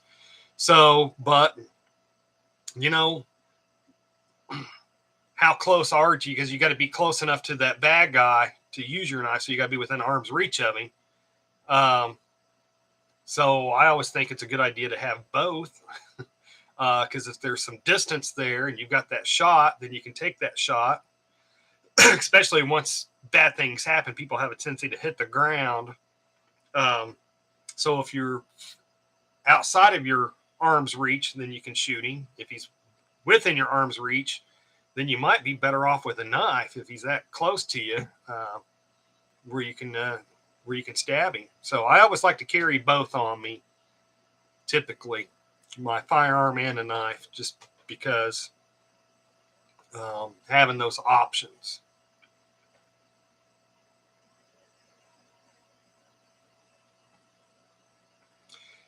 You've heard that Elevated Agenda says, I've heard that juries have not looked kindly on PO or P0P. What's P0P? Could you rephrase that question? So let me know what P0P means. 556 says, you're never 100% prepared in training, actual event, or in preps. In a survival situation, it's just that. Anything can happen. You'll have to come to terms with it, whatever the outcome. Yep.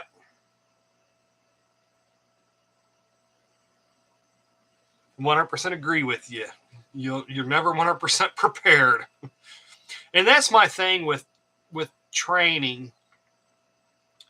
And I want to do this video on it that says, and I'm probably going to end up putting some kind of title on it that's going to evoke an emotional response when somebody reads the title, just so they click on it. But I mean, it'll say something like, it'll intentionally be a misleading. I don't want to use the word misleading, but it's the title's going to say something like realistic firearms training is malarkey or something to that effect. But the gist of the video would be, look, no matter how realistic your training is, no matter how realistic you make that training, it is not going to prepare you for that real life shooting like you think it will. But with that being said, you still want to do the training, because while it won't 100% prepare you, it will still help. It will still help you. You won't be as bad as if you had no training whatsoever, because some of the stuff that you do in your training will still come through. Like in the police action shooting I was in, I don't remember yelling voice commands before I fired my gun, but I did because witnesses and nearby audio from video surveillance picked up my voice commands. So even though I don't remember yelling them, I still yelled them right before I fired my gun. Just to this day, I don't remember yelling them.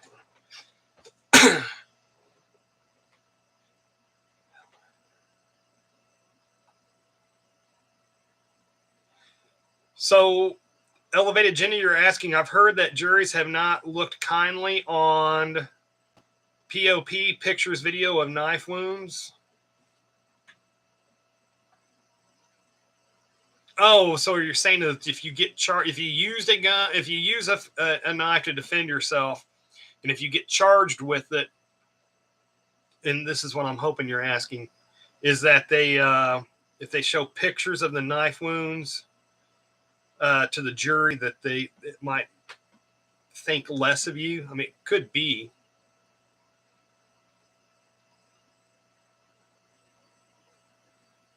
When I started, Seth Dom said not everybody is battle tested. That was one of the things that after the shooting incident, I was like, how could I be better? You know, what training could I have done to make to where I would perform better if I ever done in that again? And the only thing I could think of is I was like, man, no matter how realistic training you make your training, no matter how realistic you make your training, you still know you're not going to die in that training. But when somebody points a gun at you, suddenly you are actually in fear for your life, and your adrenaline shoots through the roof. And that when that adrenaline just shoots through the roof like that, that's when your heartbeat goes up. You start losing fine motor skills. You start losing your hearing, auditory exclusion, blah, blah, blah. All that stuff affects your accuracy, your thought process, and everything like that. And I was thinking the only way that you can get used to that is having real bad guys pointing real guns at you, and have you just get it to the point where having somebody point a gun at you and pulling the trigger doesn't affect you anymore, because it's happened so many times. And I just don't know how you would do that in real life, you know, and live, because I mean, after so many couple times, that bad guy's bullet's going to find you, you know.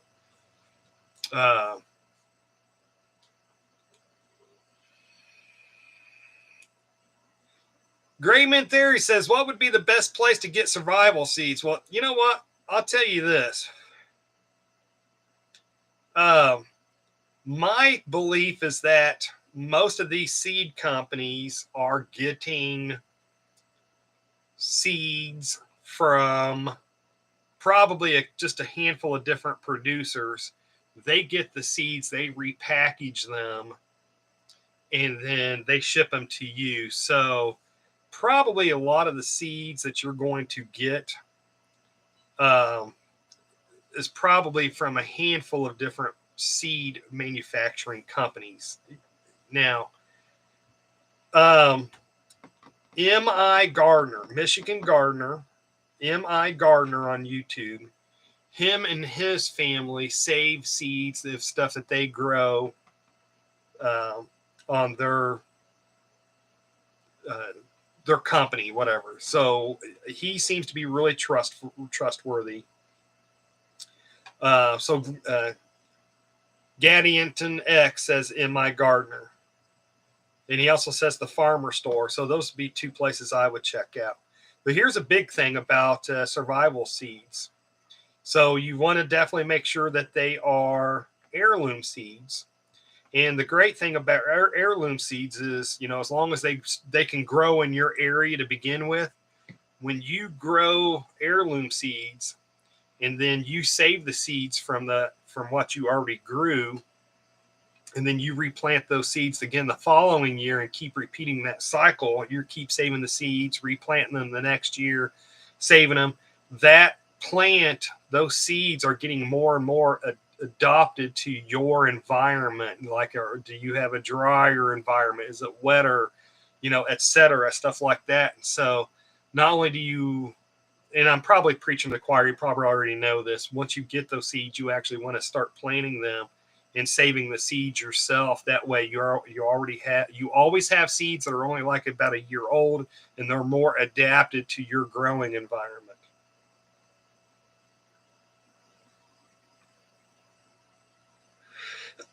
Bill Gregg says heirloom seeds from where you find them is not rocket science, and save your seeds. It's not. It's not that difficult. There's different types of families out there of plants that, like, so almost all herbs, most herbs, it's been my experience, most herbs, the seeds are in the little flower petals. So you let the herbs, once they bolt and go to flower, then you let the flowers turn brown and brittle. And once they turn brown and brittle, turn those flower petals upside down and ruffle them. And those little seeds will fall into the plate or whatever you use it to collect them.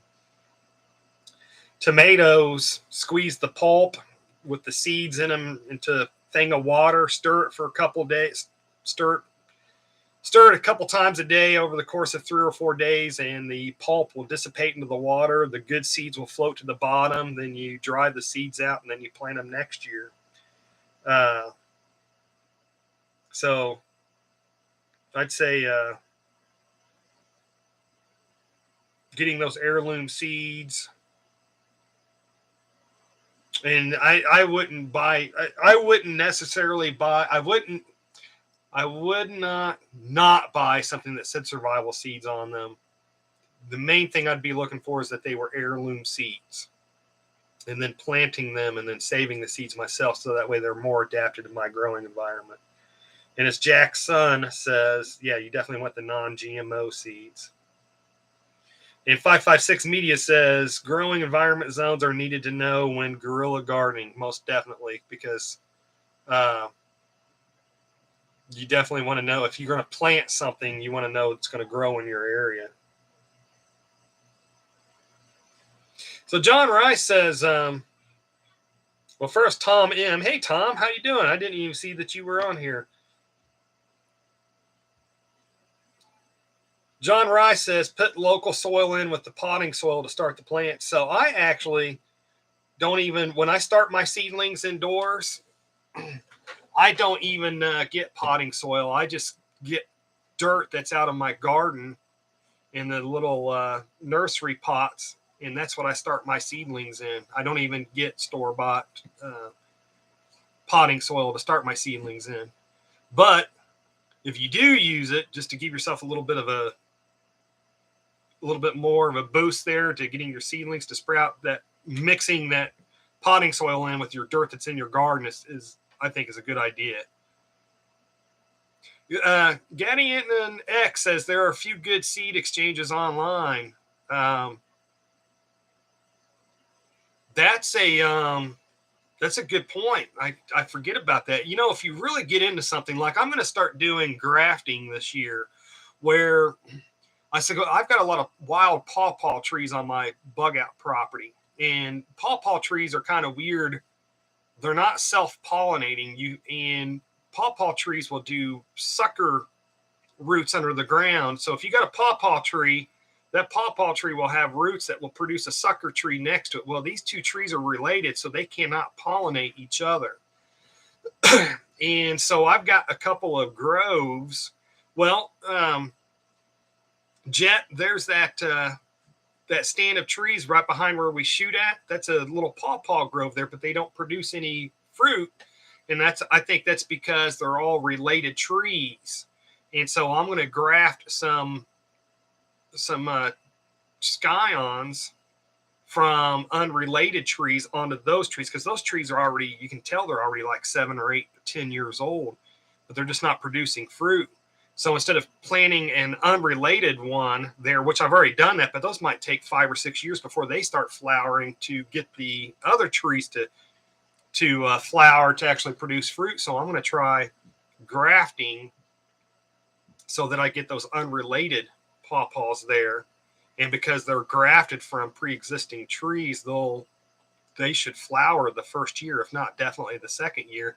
And I should actually start producing pawpaws in that grove besides the other groves that produce pawpaws.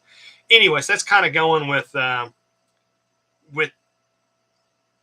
exchanges, whether it's seed exchanges or grafting scion exchanges or whatever.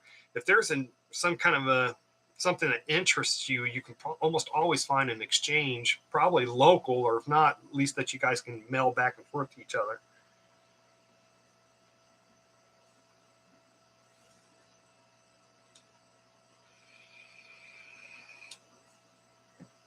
So Stephen Mitchell says, and this is interesting, I found dried beans at Kroger, like red beans when planted, come up 95% of the time versus red bean seeds from Home Depot that only come up 20 to 25% of the time. Huh. Also, Kroger beans produce seed bean.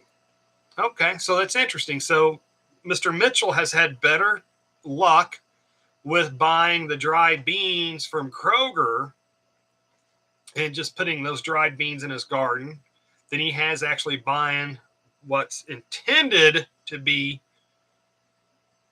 planted. And I've heard, Mr. Mitchell, I've heard many people doing that where they get these extra beans left in their dried bean bags, and they just throw them in a certain area in their backyard, and they get quite a bit of beans sprouting from them.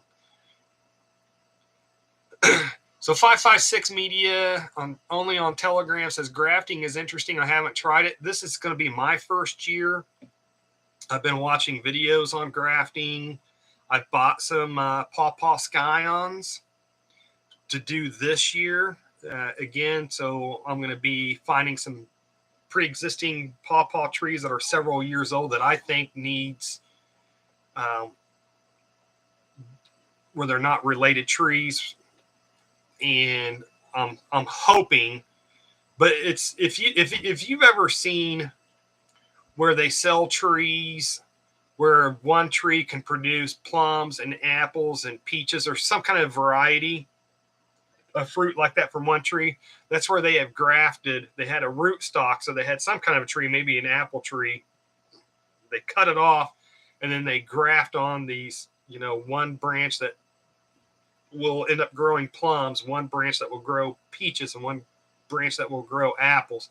I don't remember if it's exactly those three fruits or not, but if you've seen those trees, that's what they've done. It's all because of grafting.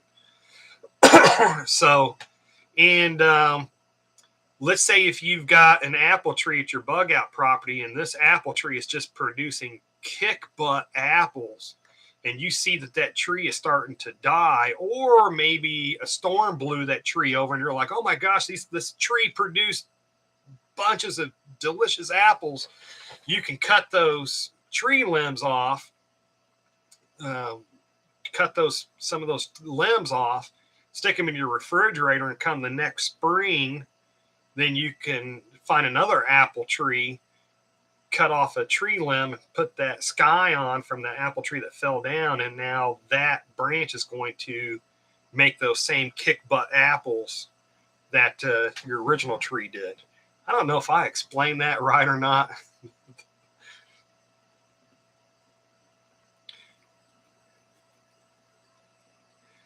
So Gadianton access Franken trees are kind of common. Cody's Lab YouTube channel shows some good tries at it. That's cool. So Tommy 22TS asks, how many feet or yards did my gunfight occur as an officer? I think it was about 40 yards. I think it was about 40 yards. He was a little bit of a distance from me. I still remember the barrel of his gun coming up and seeing that black circle pointing straight at me, because I didn't see the gun in his. He had the gun, must have had it tucked next to him or something. I didn't see it until all of a sudden it pointed up at me, and then I was like, holy cow, this is real. This is deadly force time. It was so surreal. It was so dreamlike. It's about the best way to say it.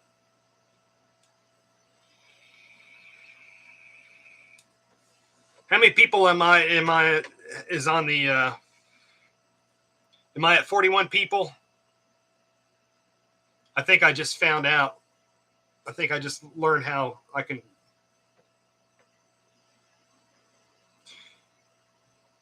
CBO 2792 says, I was asked but didn't know.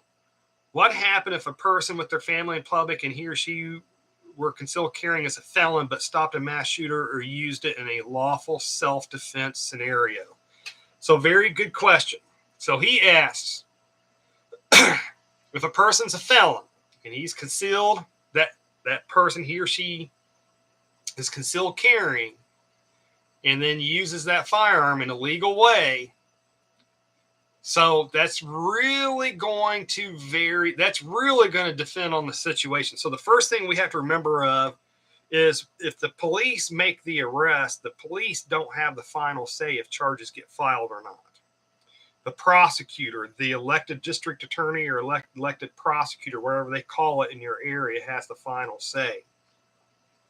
So let's say I am a felon and I'm carrying a gun hidden on me, and I'm in a shopping mall, and then a mass shooter comes in and starts shooting up that shopping mall or that grocery store, and I, as a felon, take that firearm out and I kill that mass shooter. Obviously, I'm going to get detained. There's a high likelihood the local cops will say, "Hey, look, dude, you're a felon. You ain't supposed to carry a gun. We're charging you with carrying a handgun without, or being a felon in possession of a gun."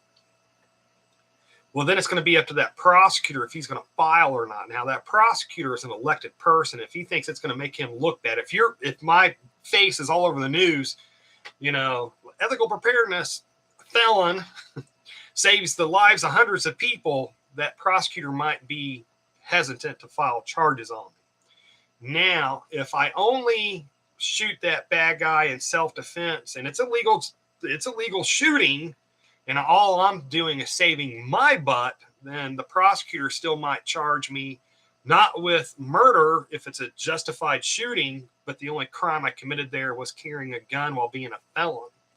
Now, in my state, a felon can own a handgun. He can't carry it, but he can have a handgun on his property. So it's only severe violent offenders cannot own firearms in my state. That felon in possession of a firearm is actually a federal law. So then if it was my state, the feds might say, you know what? He stopped an active shooter. We're not going to come in and file. And Grayman Theory says, where you're at is going to be a big thing and who your DA is. Yep. Now, so 2A self-defense law says, and by the way, and I don't think he's still doing videos on YouTube, because I think YouTube was screwing with his algorithm too much. I could be wrong on that. And 2A, let us know if you've got a Facebook channel now where you do videos on that. I don't know if you do or not, but he says that is correct. The felon will be charged for carrying a handgun, but the self-defense claim should be successful.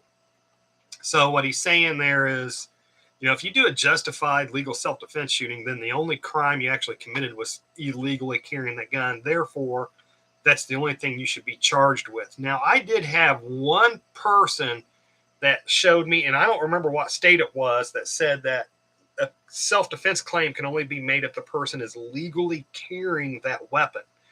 So the way that state self-defense law, and I don't remember what state this was, the way it made it sound like is if you had an illegal weapon and you shot a bad guy in self-defense, that you might not be able to make the self-defense claim in court. You might get that murder charge. But I only seen that once. Almost, I'd say in 90% of the states out there, that it's going to be is if it's a justified shooting and you had an illegal weapon, then you're only going to face the illegal weapons charge. I think even in New York, they that dude that shot those, this is what, 20 or 30 years ago in New York. I think he only faced that handgun charge, if I'm correct. So in 2A self-defense law says he's off media. He quit doing the videos, and that's actually a shame. He actually had pretty good videos on it. Him and I had a little bit of difference in our, and I would say 80%, 90% of the time we agreed on stuff.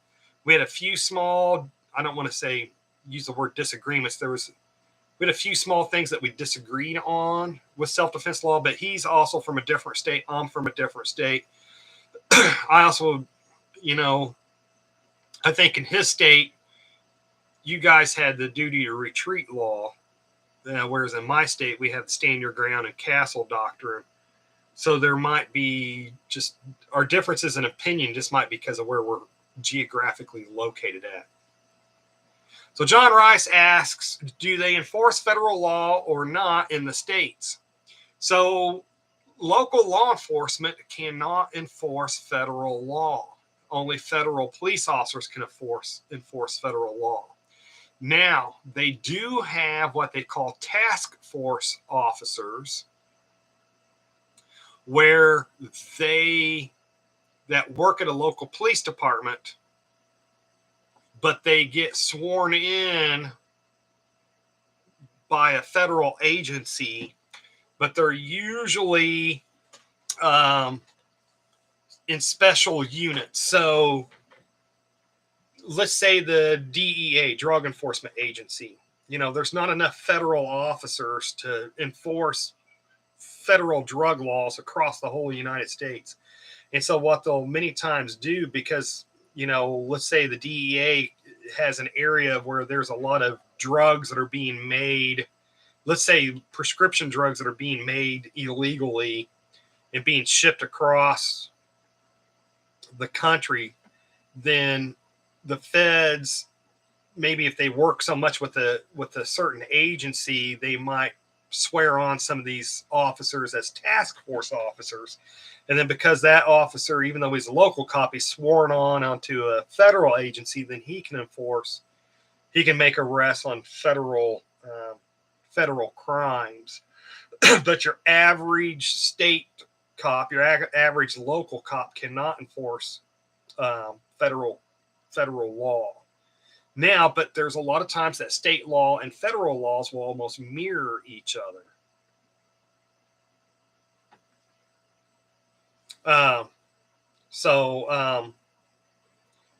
There's a federal law says you can't have a fully automatic rifle without those special stamps and stuff like that. Well, then there's a high likelihood your state will also have a law that says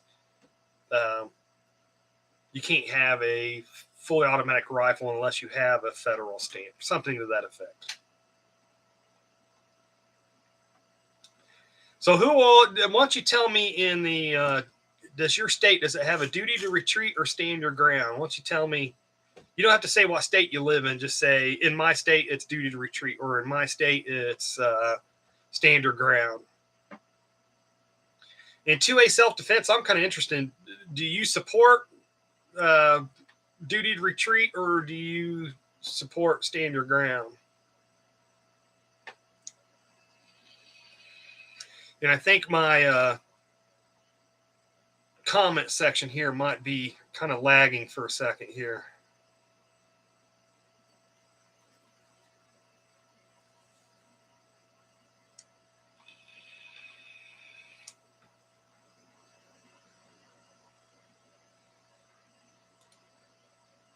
So Bill Gregg has stand your ground. Florida has stand your ground. And media, only on Telegram, stand your ground. Lord, Alan Peterson's stand your ground.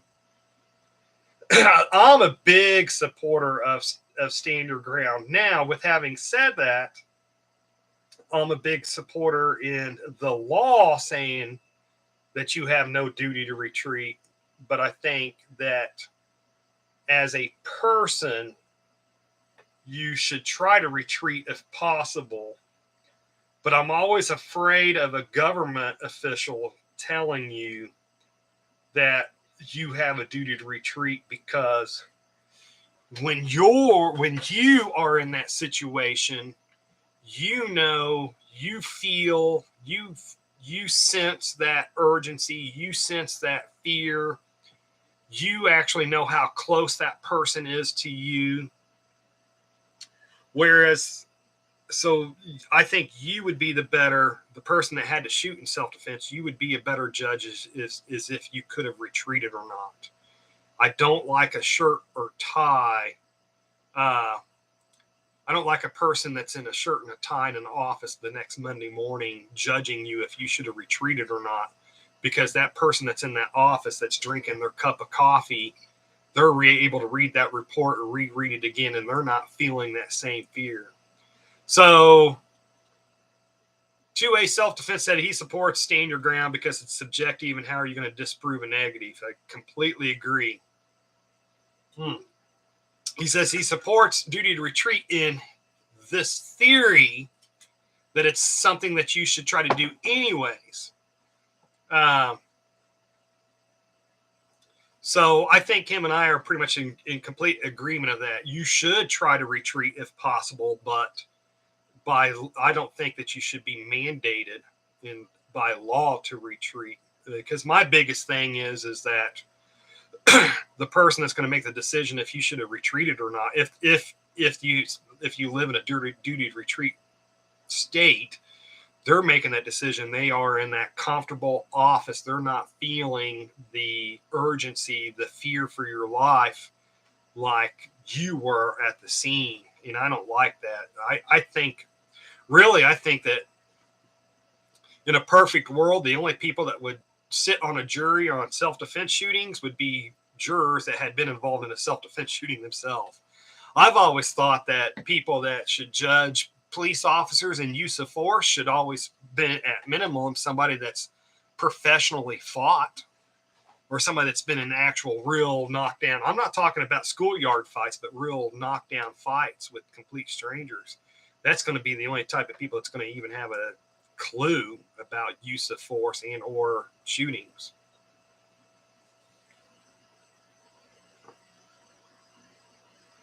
And and Arliss Young says that Florida just went to constitutional carry, no need for concealed carry weapons permit, and I like that I'm seeing more and more constitutional carry.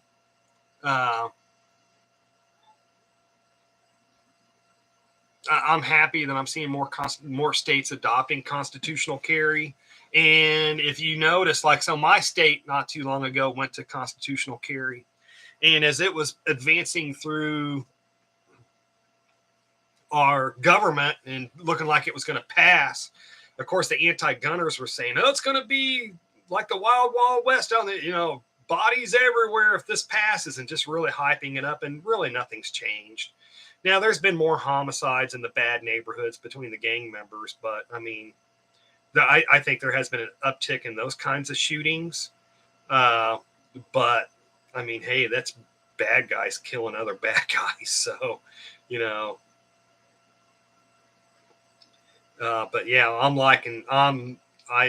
very glad. I think, is it the Bruin case? I think that we're going to see a lot more of the gun rights being restored, rightfully restored.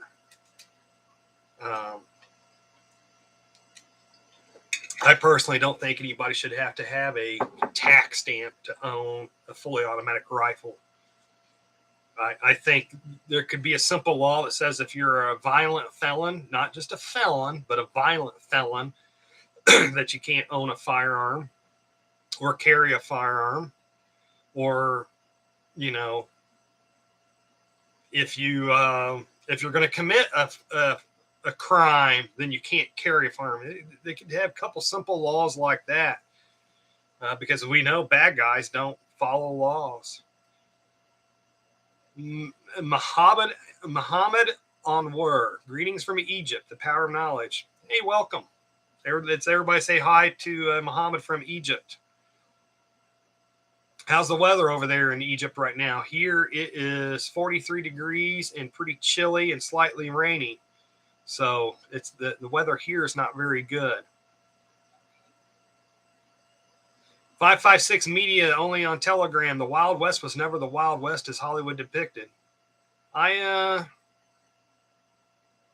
bet you're probably right, because what we see on TV usually is not the real life. And then people like to hype stuff up because that's, that's what gets people to buy the newspapers, read the books and stuff like that. Jetmech, I'm doing pretty good, brother. I can't complain. Loving the job. I'm keeping real busy, but I've been spending in almost every weekend. I go to the bug out location. I'm planting trees. I'm doing a lot of stuff that's going to pay off in the future.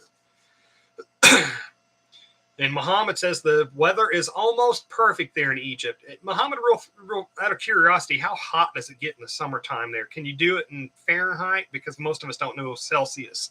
So like for me, once it gets 90 degrees Celsius or 90 degrees Fahrenheit, I'm like sweating. I don't like to be outside when it's 90 degrees out. So tell us how hot it gets there for you.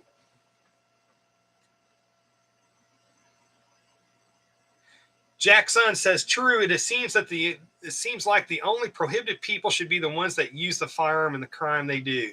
Yeah, I mean, I think just 2 or 3 gun laws, just a handful of gun laws would be all it would need to take. If you're going to commit a crime, it's illegal to carry the gun. If you're a violent felon, then you can't carry or own a gun. And especially in today's world where, as a police officer, so I find somebody with a gun, dispatch, here's this guy's name, here's his date of birth. Is he got a violent felony conviction? When within 30 seconds they can say, yeah, he's got a prior conviction for armed robbery in, 2018. Well, then click, he goes to jail. It's easy as that. So it's 80 right now. It's 80 degrees. That is good weather. It's 80 degrees in Egypt. So Muhammad, 2A self-defense, they just had 10 inches of snow there in Minnesota. So be glad you're not in Minnesota right now. I'm glad I'm not in Minnesota. Heck. Arliss says it was 80 degrees there in Florida. So Arliss, have you noticed the amount of people moving to Florida lately since Ron DeSantis has been governor? So it's kind of my understanding that the population in Florida has really skyrocketed. Or I don't want to maybe use the word skyrocketed, but definitely went up in numbers of people moving to Florida. Let me know if that's true or not. Hey, and I'll tell you what, without anybody getting mean or ugly about it, why don't you type in if you are going to vote for, if you would vote for Trump or whether you'd vote for DeSantis. So if somebody says I'm planning on voting for Trump, don't say anything mean. If somebody says I would like to vote for DeSantis, don't say anything mean. I'm just curious. I don't think either one would be bad. I'd love to see Trump again, and if Trump doesn't make it, I'd love to see DeSantis. I really like them both. I like DeSantis's personality more than Trump, but I think Trump is a real go-getter and gets things done too.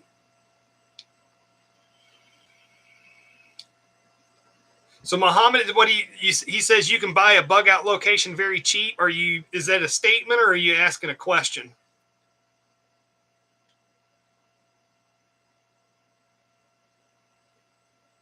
So Lord Alan Patterson says, I would like them to run together. So I would love to see DeSantis, like Trump as the president and DeSantis then as the vice president, and then take over the realms. I just don't see their personalities letting that happen. I don't see either one of them playing second person to another person. But I would like it. Actually, my number one choice would be Rand Paul. If I could choose a politician to be the president, it would be Rand Paul. I like Rand Paul. Bill Gregg says Trump. He prefers Trump, but he'd gladly take either one. Same here. So Ethan says, what are the merits of pocket carrying versus in your waistband. Example, carrying a Sig Sauer. Should I even bother with a subcompact? I currently carry a Glock 23. Okay, so which pocket are you talking about? Are you talking about your front pants pocket where like your keys would go in? Or are you talking about a pocket in your jacket? And then a subcompact. Now, I will say this. After my police action shooting, when I had my police action shooting, I had a subcompact on me that day because I had gotten called in unexpectedly, and we called that our call out guns. That was something where you could just put on your police t-shirt, your pants, slap that subcompact on you, and head out the door. Another buddy of mine was involved in a police action shooting, and he was off duty when he got involved in his shooting, and he had a subcompact on him because he was off duty. I'll just say this: both of us, both him and I, after our shootings, being involved with, and we both had subcompacts when we were in those shootings, we have sworn up and down we will never carry a subcompact handgun again. Now, I carry a mid-sized handgun. I carry the SIG P320, I think it is. Is it 320 or 230? I can never remember. But 9mm. But I will never, ever, ever carry a subcompact again because that little bitty small gun and trying to control that recoil in that little small gun, in that you got to shoot within split seconds or you're going to die because you have a gun pointing at you already. I will never carry a compact again. As far as pocket carry, I would only pocket carry if it was in a jacket pocket where I could have my hand on that gun while I'm walking with my hand in my jacket pocket. That's the only way I would pocket carry. Otherwise, holster or in my waistband with my shirt pulled over it or something like that. Hopefully that helps.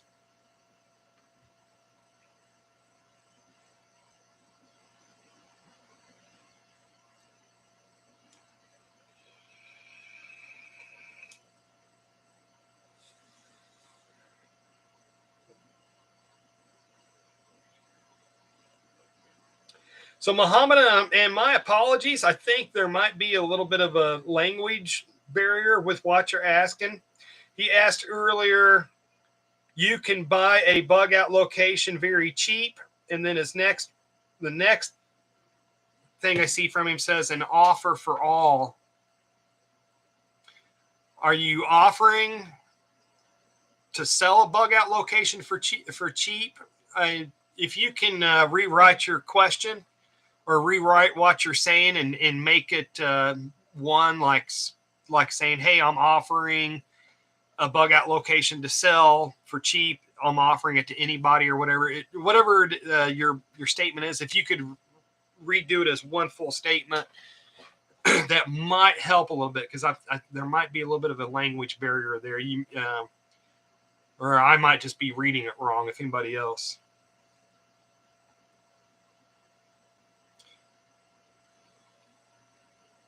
Grayman Theory says, I think Pence is talking about running. You know, I don't know how I feel about Pence. There's some things I like about him, and I think there's other times that he's kind of he may be more of a rhino than what I like. Republican in name only. I don't know. Potato Head says the DeSantis wants Social Security at 67. Are you saying that he's wanting to raise it where you can no longer get it at age 62, that you have to wait till 67? I'd be interested in if that's what it is. I'm wondering if there's a reason behind it. Are they getting ready to have a population implosion down there where if they don't raise it to the age of 67, that the Social Security will implode? You know, I don't know. So Ethan did, as far as the pocket carry, he said front pocket of his pants. He did specify. I would not carry in my front pocket unless I absolutely had. I would do it in my waistband with a T-shirt over it before I would carry it in my front pocket.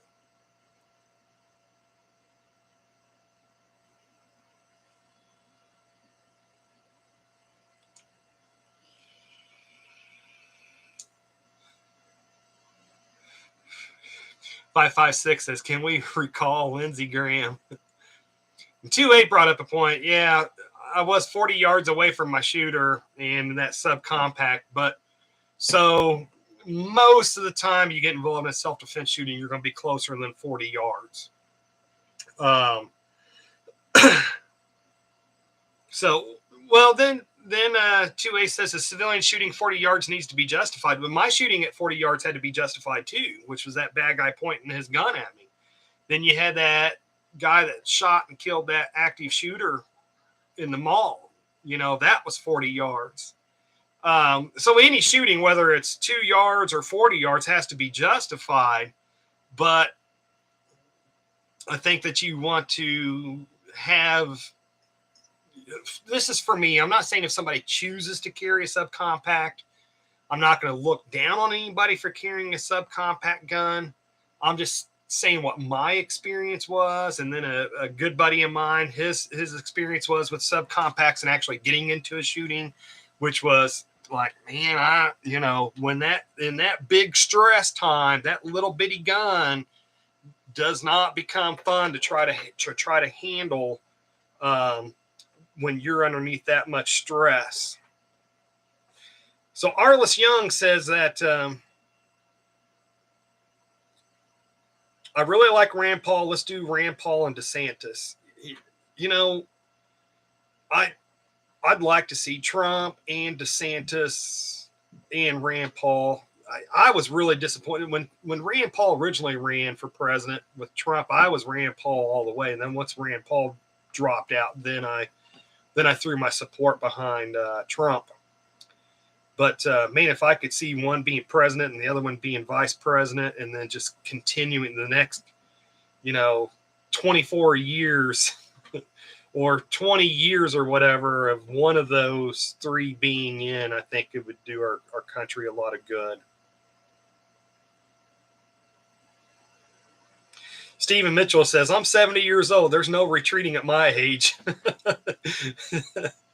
and you know what? And self-defense 2A can add in a little bit. Self-defense 12A can add in some there. That becomes a factor in self-defense. So you would be able to use self-defense against somebody, a deadly use of force against somebody quicker than I can in some instances because you're 70 and I'm only 50. Fiddler's Green says it was just over 80 degrees today. Blue angels flying over the house just about all week. That'd be cool. Lord Allen Patterson says, what do you know about SIG P3220 firing with the safety pin on and no fingers in the trigger hole? So from my understanding, when SIG P320s first came out, there was something where they would actually have accidental discharges where people actually didn't pull the trigger. And from my understanding, several years ago or some time ago, they got that fixed, no issue. And the P320, from my understanding, is becoming a pretty popular gun.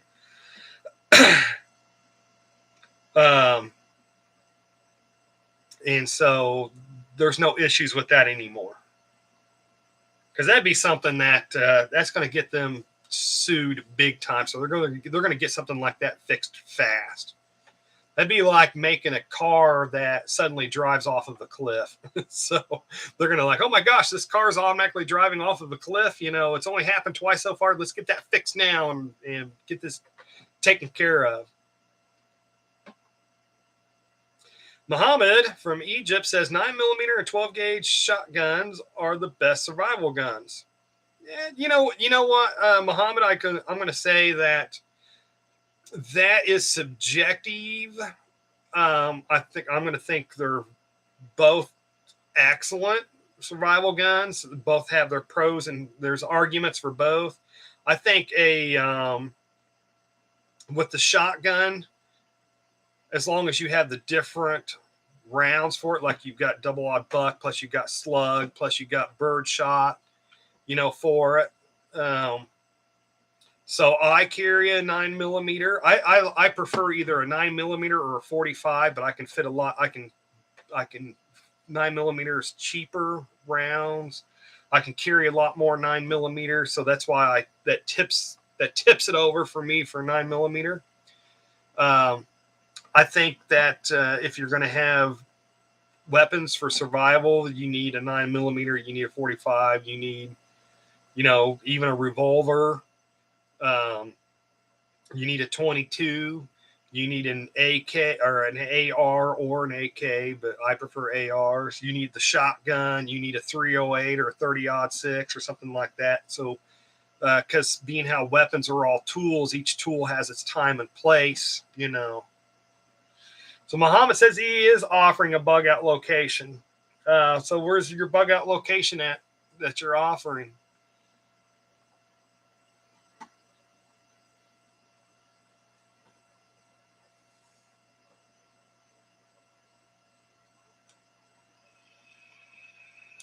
And folks, my comments are jumping here a little bit, so if I miss something and you really want a question answered, retype it again, okay?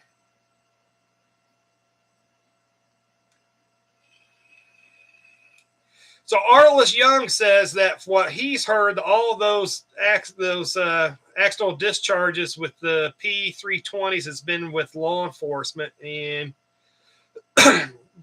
and it's not the gun that's doing it; it's actually the cops blaming it, blaming the accidental discharge on the gun. That could be, because I do know of one cop.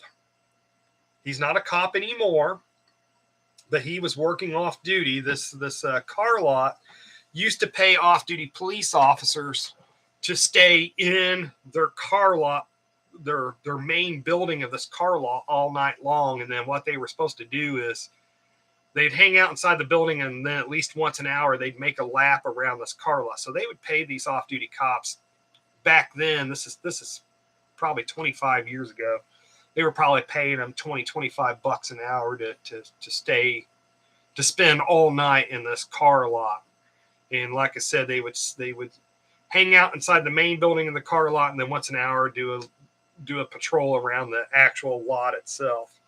And this dude was out messing with his gun inside he's by himself, like 3:00 in the morning in this building of this car lot. And he's messing with his duty gun. And he ends up laying on his lap, and he falls asleep. Well, then while he's in his sleep, he accidentally squeezes the trigger and discharges it. And if you have a negligent discharge as a police officer with your duty weapon, there's a whole big investigation that happens. And your butt's in most agencies. I don't want to say every agency across the state, across the country. It's going to vary from agency to agency. But if you have a negligent discharge with your duty weapon, you're in hot water. And then if somebody gets hurt or killed over it, you might face criminal charges. Anyways, he has negligent discharge. I think it grazes him, doesn't put him in the hospital or nothing like that. So his agency starts doing an investigation on it. And he's like, oh, I was just sitting there holding it, looking at it, and it just went off, And they're like, are you sure? And so that gun ended up getting sent to Glock.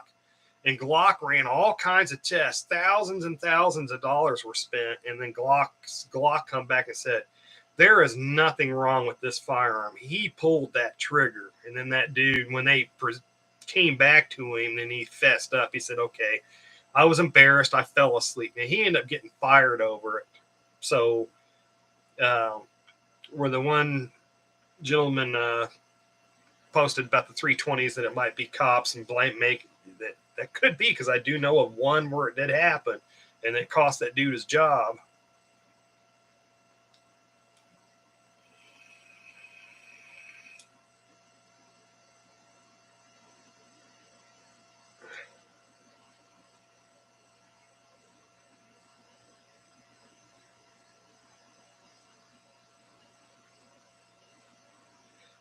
Black Rifleman's Organization. I haven't seen or heard from you in a long time. Everybody say hi to, he always called himself Bro, Black Rifleman's Organization. He had a good channel. If I remember correctly, do you still live in the People's Republic of California, Stan? But he says, hey, EP, I hope you are well. What are your thoughts on carry insurance and how would it work for someone living where a CCW is virtually impossible to acquire?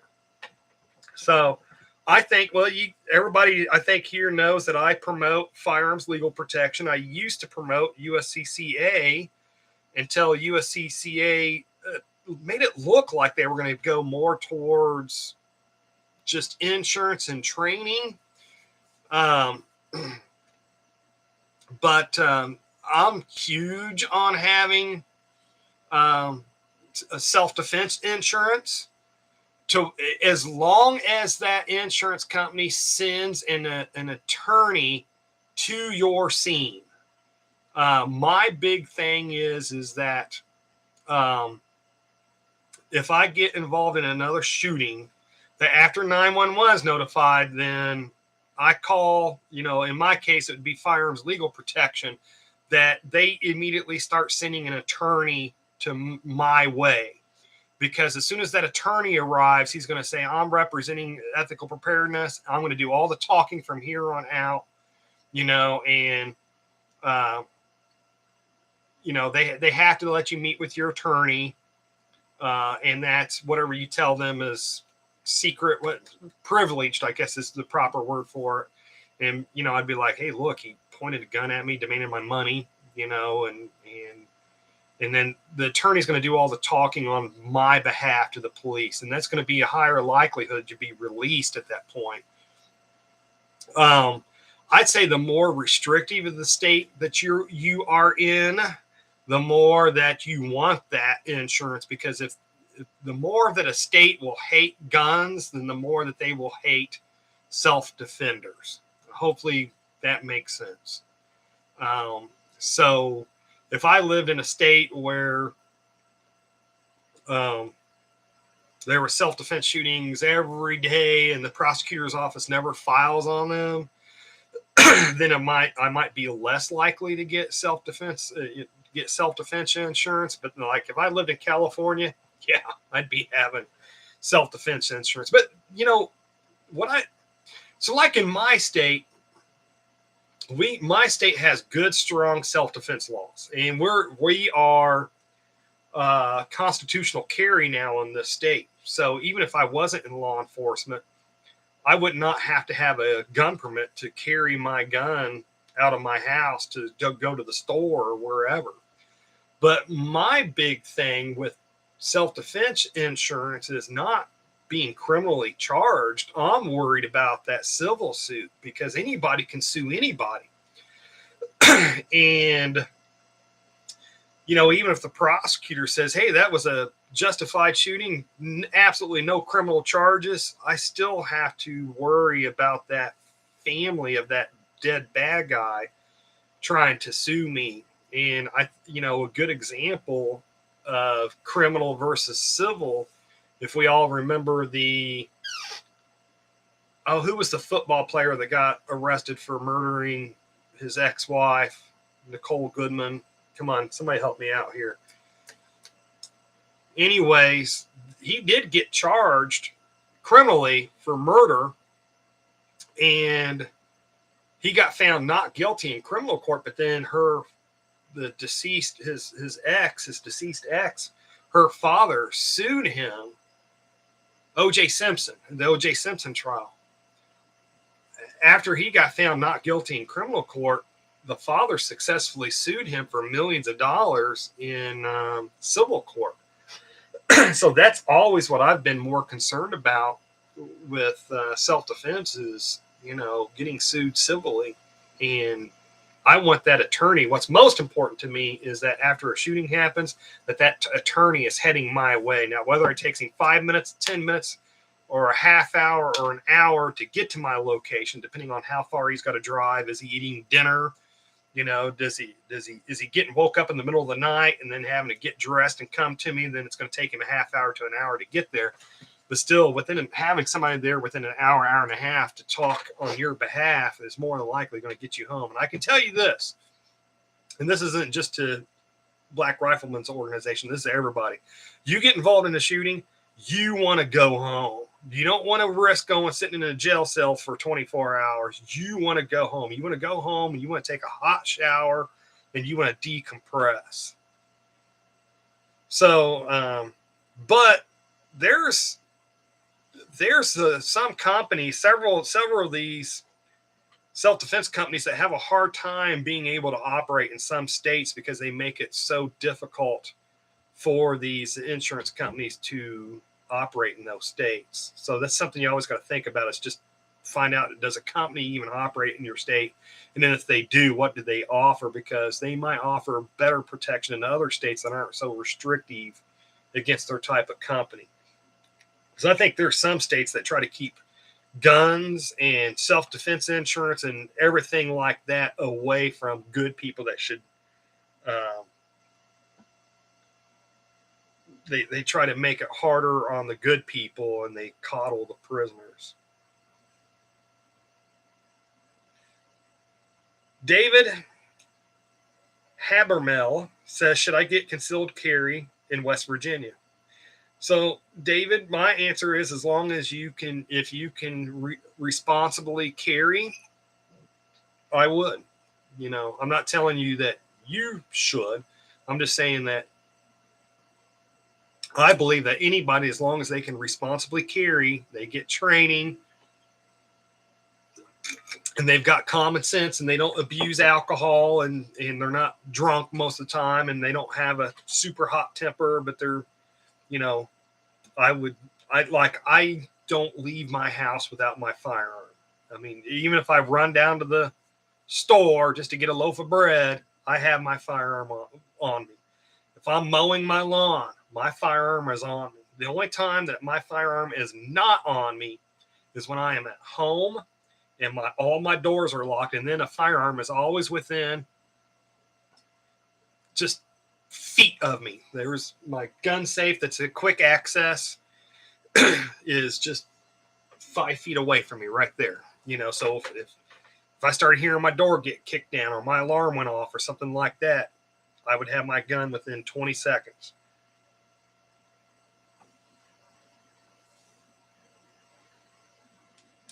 Dennis, I didn't see what your original comment was about where you said you're just kidding about the vaping. That's all right. I got thick skin. You can kid with me. A lot of my friends that joke with me, I'm not going to say it here on YouTube. I've got some friends that tease me pretty hard about vaping, but I smoked 2 packs a day for 20 years. I've tried the patches, the Nicorette gum. I tried everything to kick the nicotine habit, even cold turkey.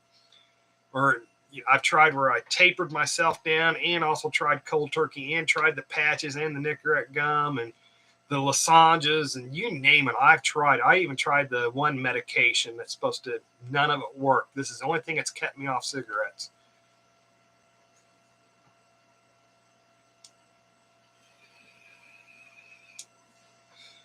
Puppy Papa says, you don't have to worry about your SIG if you buy a Ruger. Puppy, I bet you served in the military, didn't you, bud? FNX9 shoots best for me, most comfortable, most accurate, etc. The missus likes her Smith and Wesson 40. Yeah, you know, I got.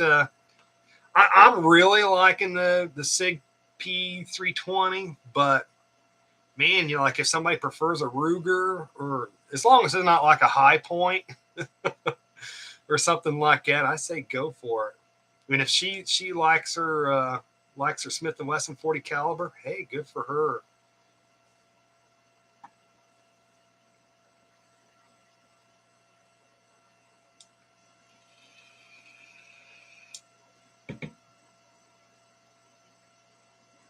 Because I'm trying to get caught up. The comments are jumping for me a little bit here. So,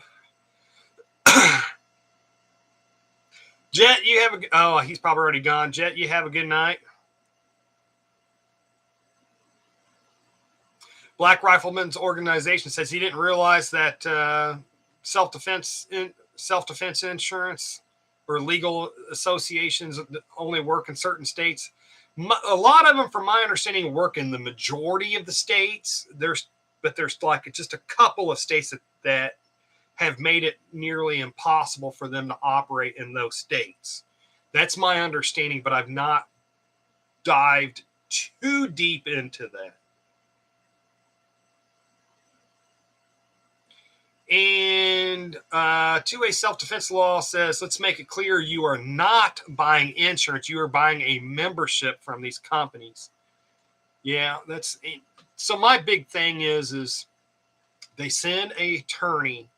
If you belong to one of these, and I like to call them legal self-defense legal associations, or legal self-defense associations is what I prefer to call them. And the thing is that you're basically paying into a pot, and it works a lot like the police union legal self-defense fund. The way it's working is when you make those monthly payments, you're paying into a pot, and then they use that money to put these attorneys, these vetted attorneys. They're not just hiring like Saul Goodman from Better Call Saul. I mean, they're hiring vetted attorneys.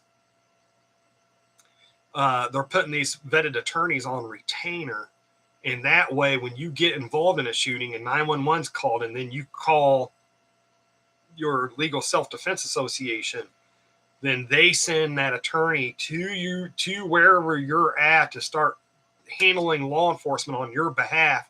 And you're not going to get charged $10,000 just for that attorney to show up. That this is free because you've been paying your membership dues. And then if for some reason they go ahead and arrest you, and then as long as bond is offered, then that company will pay your bond to get you out. And then that attorney again meets you at no extra cost, because these attorneys can cost what, $500 an hour, $1,000 an hour, whatever they cost.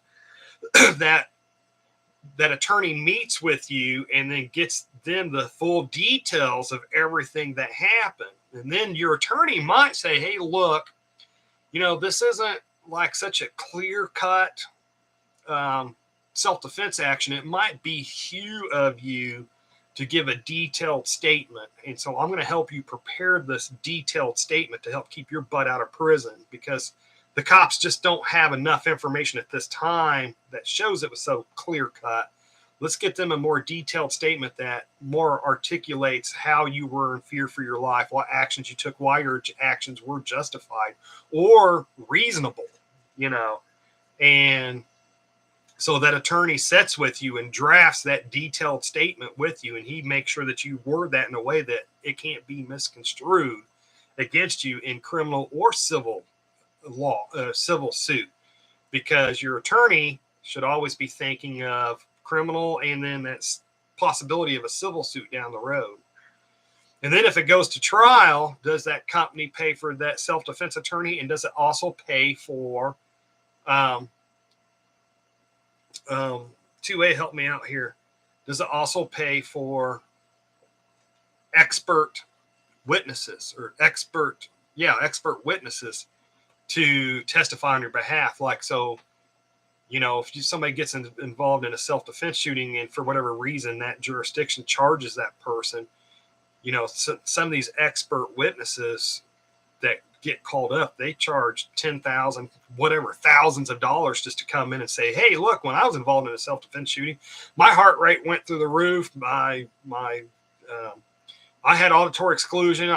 There were certain things I didn't do, even though I trained to do it. And that's because I'm really simplifying this, but an expert witness can come in and say, hey, this is the science behind why the defendant acted the way he did. It wasn't out of malice. It's just because he was under the fear for his life. And so you just want to make sure that whatever self-defense legal association that you get, that all that stuff is included in that package. So hopefully I made that clear as mud. Now, I will say this. Firearms legal protection. If let's say you get into it with your neighbor. Let's say let's say your neighbor says, hey, you was letting your dog come poop in my yard, and the neighbor threatens you, and you end up shooting that neighbor in self-defense. And maybe you had a few drinks that night. Maybe you was watching TV and you'd had a few drinks that night. And maybe this is not such a clear-cut self-defense shooting. And you get criminally charged with it, and the prosecutor's office is charging you with first-degree murder or something like that. And let's say, so if you belong to Firearms Legal Protection, and they say, look, this could go either way. A jury, you're really risking if you take this one to trial. Hey, look, the prosecutor is offering you, if you plead guilty to third-degree involuntary manslaughter, you'll do 5 years. But if we take this to trial, man, there's a good chance you might get 60 years in prison. We think you should take the guilty plea. It's a lot better to take that first certain 5 years, and you might be out in 2.5 years. It's a lot better to do that. If Firearms Legal Protection tells you to do that, they will not stick you with the attorney fees because you took a guilty plea. Whereas I hear there are other companies out there that will do that. And I don't know for certain which companies will do that, but I have got that from the word of Firearms Legal Protection themselves. I'm like, hey, if I got into a shooting and got charged and the prosecutor's office offered me a guilty plea, and you guys said, hey, you probably want to take that guilty plea and not take it to trial, I had got it from their own mouths. We will not stick you with the attorney fees if we tell you we think you should do something.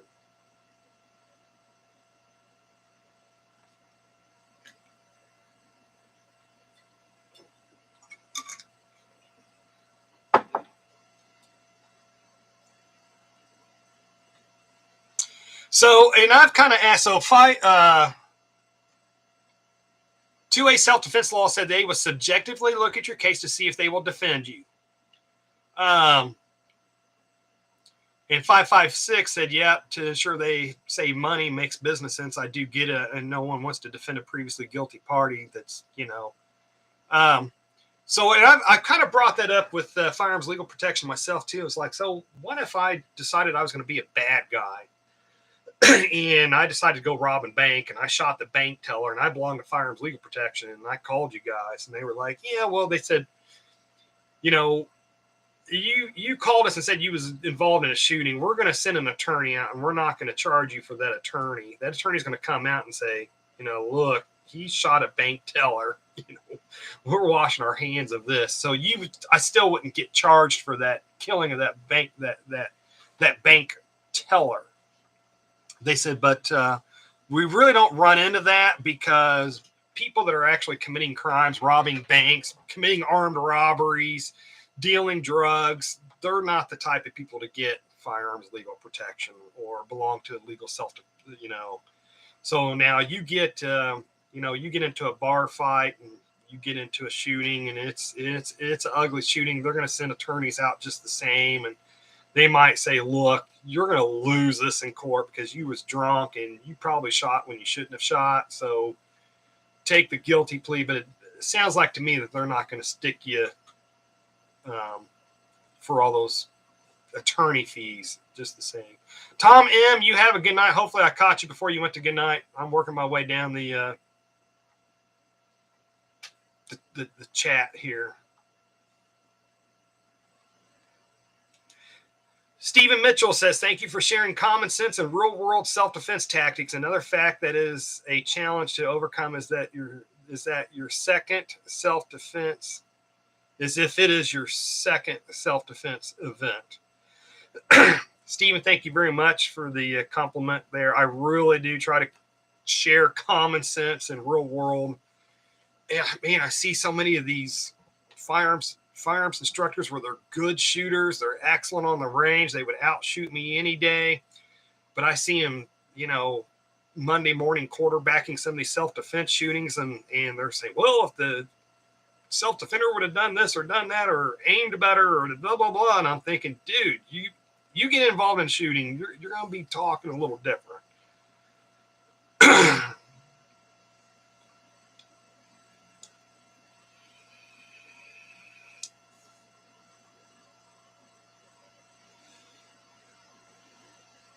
My old man, Gaddy Anton X says, my old man had a simple answer. 3 things in life that is greatest: bikes, booze, and guns. No two together.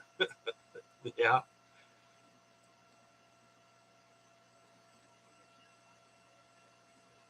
So Jet Mech 85 says, what about a gun-free zone? What about a gun-free zone? Do they work? I like the idea of good guys with guns on school grounds. I disagree with gun-free zones personally. Because let's face it. If a bad guy's going into a school and it says gun-free zone,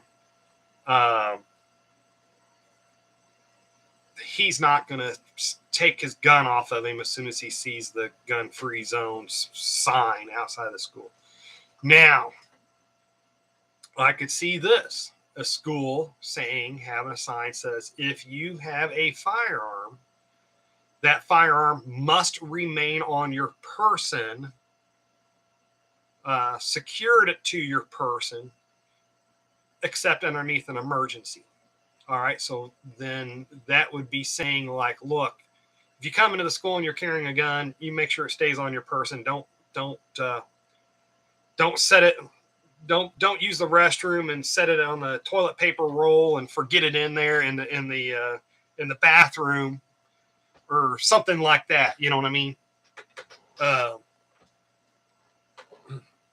But I think that gun-free zones invite violent people because they like the easy targets.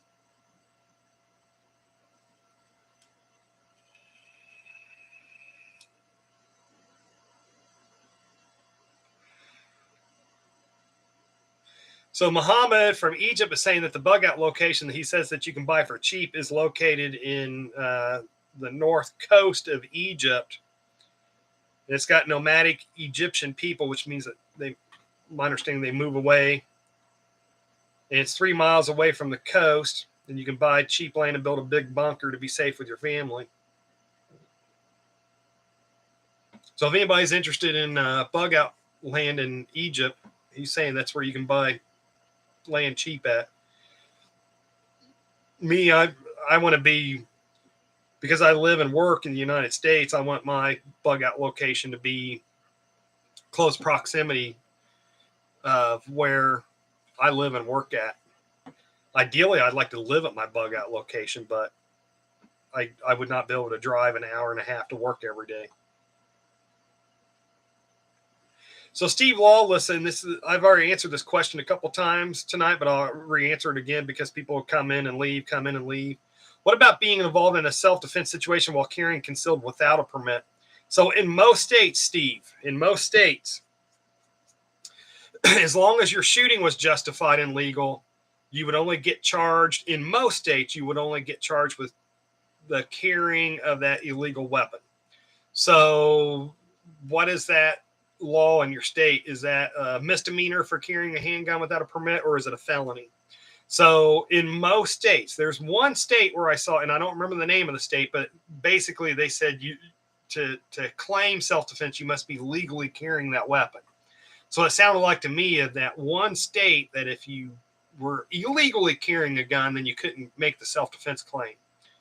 But in most states, they would say, okay, well, his shooting was justified, but we're going to charge him for carrying a handgun without a permit, which would be a lot better than being dead.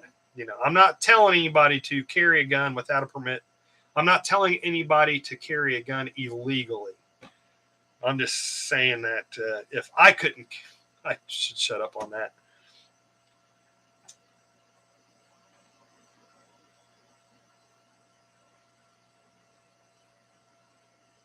Jetmech 85 says he's in California, a lot of tree huggers there, so he gets I think he sees a lot of gun-free zones. Me, there's a lot of, if I go into a store and they got this is a gun-free zone sign, I go to a different store. I'll give my business that does not have that sign. And I can do this in my state because it's not a crime in my state, But if I have to go into a store, like say the store sells, this is the only store that sells something that I need, and I always carry concealed.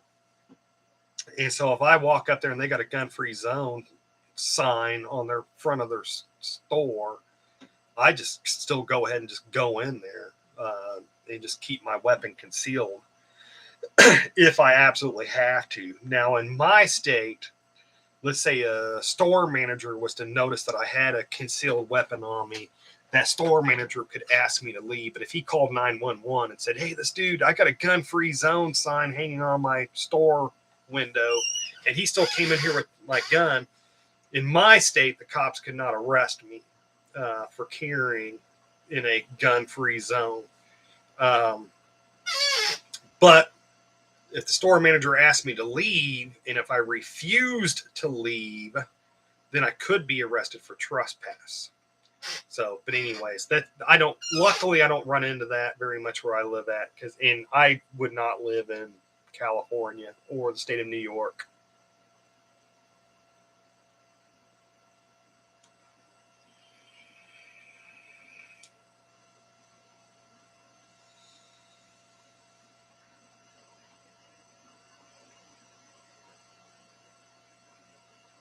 Now, there are some states where, and I don't know what states there are, but my belief that there are some states, and California is probably one of them, but I don't know for certain, that if you violate a gun-free zone sign, then you could be arrested for illegal carrying of a weapon.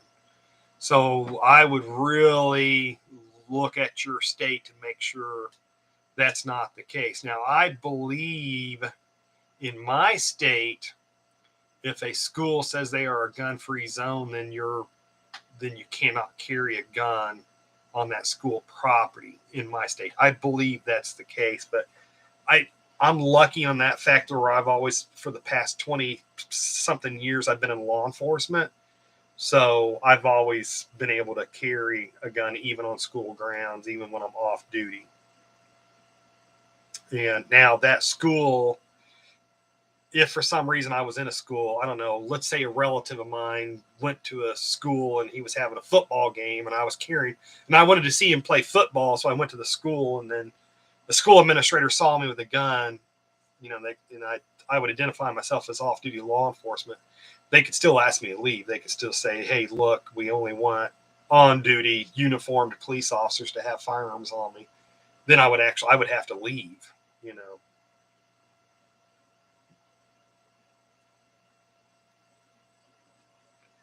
Folks, anybody that lives in California, Black Riflemen's Organization, if I was you, I'd move out of California. Of course, that's easier said than done. I don't know what you do for a living, and do you have elderly parents that you have to take care of? Is there, stuff that keeps you stuck in California? But man, if I didn't have to live there, I would move.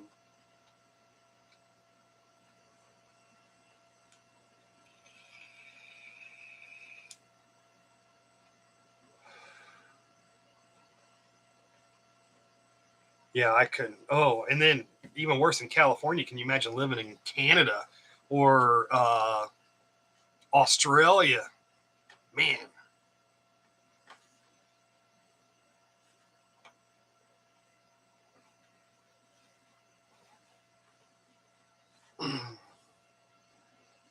So let me ask you guys this. Would you guys like to see future videos more on prepping aspect or more on self-defense type aspects? Which do you guys prefer, or do you like a combination of the both?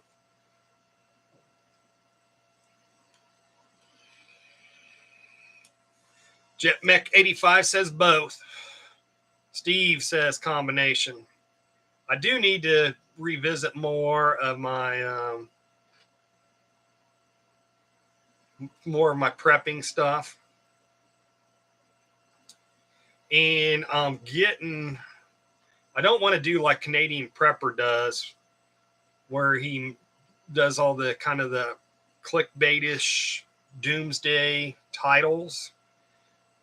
But man, Black Rifles Organization he says he'll take a combo with fries. I don't want to go as far as Canadian Prepper does with his titles. When I first started in YouTube, you could do a title that said how to purify water, and it would actually get pretty decent views because people were honestly interested in learning, whether it was how to purify water or how to grow food after SHTF or how to do whatever prepping related, thing was. But over the last several years, I have found that if you don't put a somewhat glamorous or invoking type title, that your video will hardly get any views. So if I did a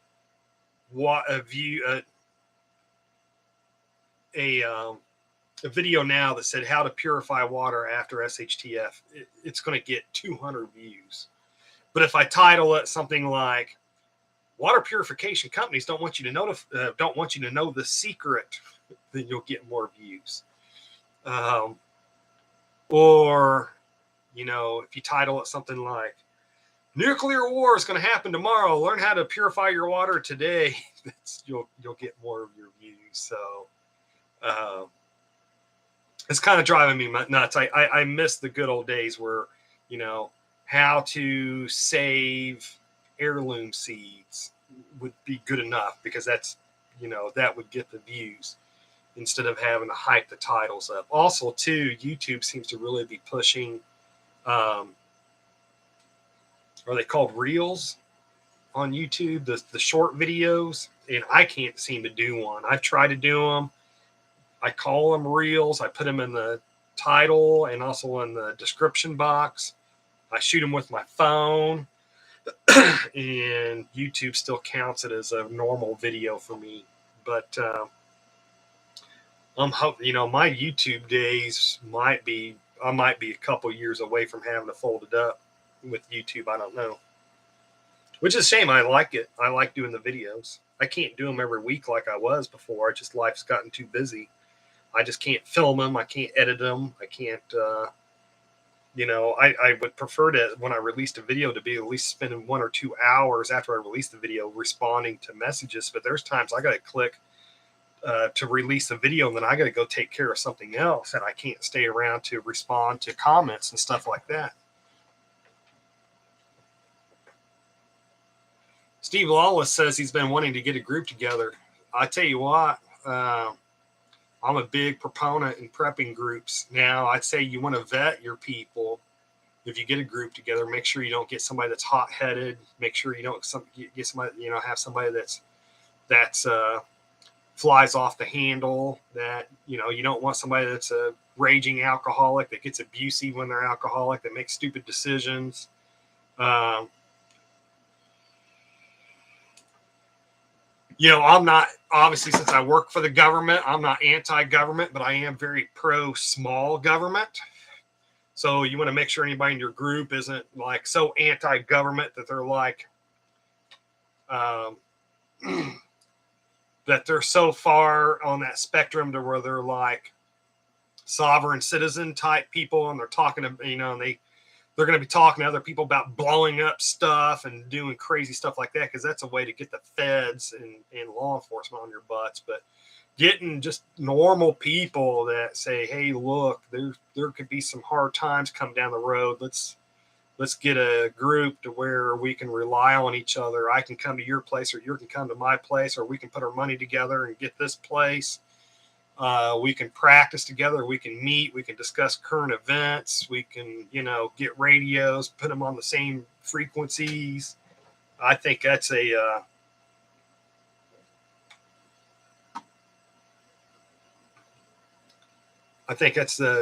very smart. So Rude and Jet that was on here, we're in a group together.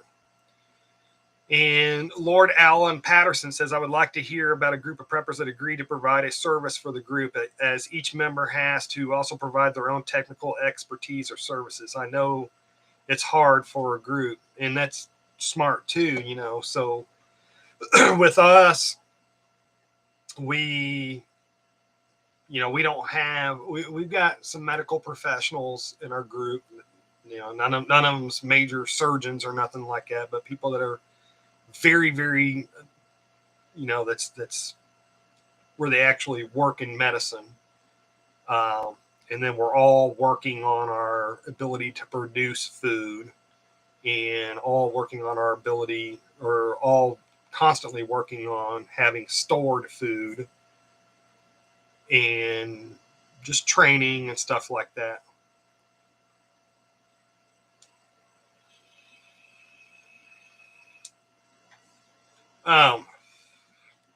So kind of an interesting story on how I got involved in my prepper group. And this has been probably 7 or 8 years ago now. I found where there was a prepper store that was having training classes. Now, this prepper store is now closed now, so I kind of got lucky, but there was a prepper store that was having training classes in the vicinity of where I live. When I say vicinity, within the same city. And so I started going to this prepper store that was having, was it once a month they were having training, or once every 2 weeks or something, they would have a training class, like how to purify water, how to can, how to do this, how to do that. And so they would have these different people give these presentations that were really knowledgeable on the subject. And so I was going to these training classes.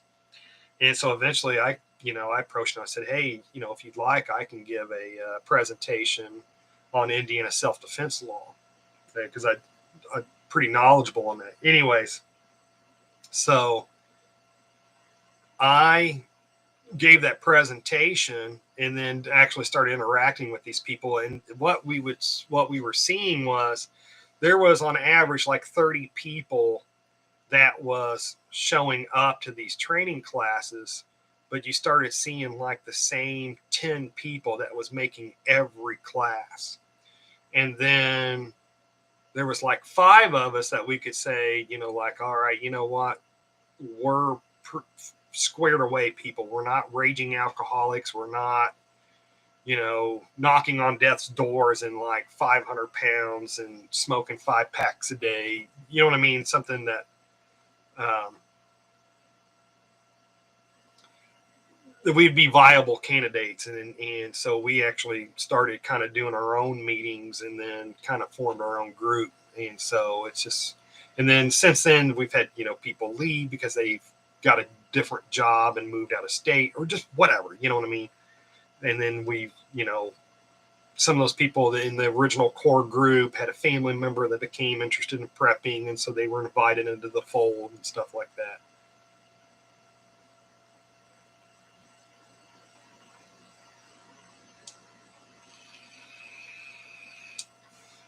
Carl says, have you thought about getting on Rumble? Your content is really good. I listen to you often. Carl, I do have a Rumble account. If you get on Rumble, if you look up Ethical Preparedness, you should find it. If I post a video, if I post a video on YouTube, a lot of times what I do is when I post a video on YouTube, I post it to Rumble and also BitChute. I don't have enough time to make any, and I want to do this. I would like to make exclusive videos only for Rumble or only for BitChute. I just don't have the time. Unfortunately, let's say if I release a video and it gets released on YouTube, gets released on Rumble, and it gets released on BitChute, if I release a video on all 3 of them, let's say if that video gets 3,000 views, 2,500 views will be on YouTube. 100 views will be on BitChute, and then in 12 views, I didn't do my math right. 99% of my views will be on YouTube. 1.5% of my views will be on BitChute, will be from BitChute, and 0.5 views will be on Rumble.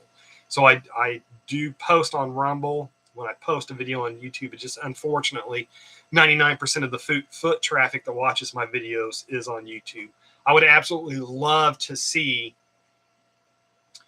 It'd be completely flip-flopped. I would love to see where next to nothing happens on YouTube and everything would happen on Rumble or BitChute. I would love to see where I got the same foot traffic on those platforms rather than YouTube, because those you can say pretty much whatever you want within the law, and YouTube not throttle your video.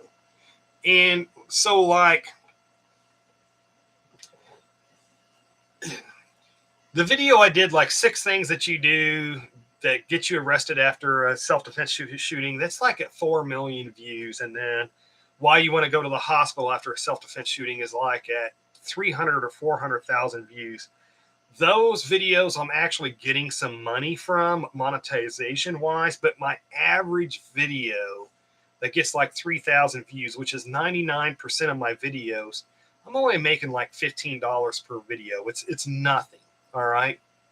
So I don't really care if a video is monetized or not, but I have found that if YouTube demonetizes your video where commercials don't play at the beginning of it, then they also throttle it. Now, YouTube says they don't, but I'm calling baloney on that one, because I have had videos that initially were monetized and then somebody made a complaint and then YouTube demonetized the video. So I've actually seen the view count rise, and then as soon as it gets demonetized, then the view count drops. And my belief is that YouTube says, hey, the way we make money, the way we as YouTube makes money is that when we play a commercial before the video. So therefore, if we can't play a commercial before the video, we're not going to promote the video. So that's my personal belief. So anyways, I don't really care if I don't care if the video is monetized or not, but when they demonetize it, I believe it costs me views. And I don't want to make a video for only 20 people to watch. I want the information to get out there, you know.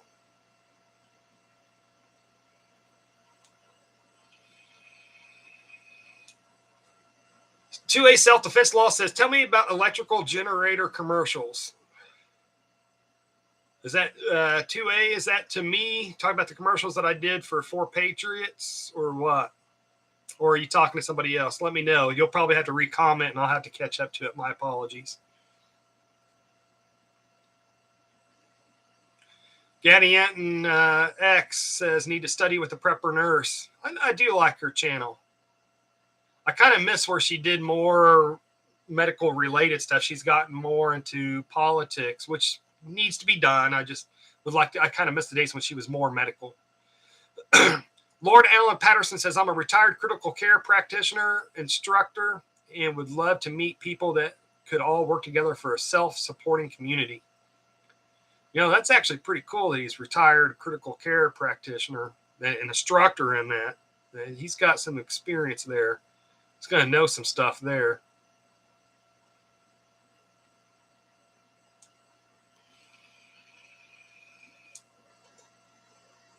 $556 says the comment section here has been relatively slow, which shows attentiveness to your live stream.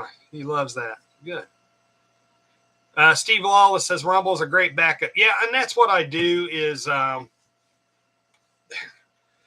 I really should do with Rumble and BitChute is I should make videos that are exclusive to them, where they only get posted on Rumble and BitChute and not on YouTube. But I really should do that. But in order for that to pay off for me, I'd have to do like a video at least once a week, if not almost every day. And it's just impossible for me to do that with the full-time job, doing the training that I do on the sides. Because one of the ways I make extra money is that I have police departments will contract with me to qualify their guys. I'm also an emergency vehicle operations instructor, teaching brand new cops how to drive squad cars really fast. What you see like on the racetracks with the cones set up and stuff like that. I'm a taser instructor, use of force instructor and stuff like that. And so I'll have a lot of the smaller agencies. When you got your really big agencies where there's like 2,000 guys on that agency, they can afford to have their own instructors. They can afford to send their send some of their guys to instructor development school so they can have their own instructors. But you get a lot of those smaller agencies where they can't afford to send a guy off to instructor development school. They can't afford to have that guy gone for a couple weeks at a time while he goes through it.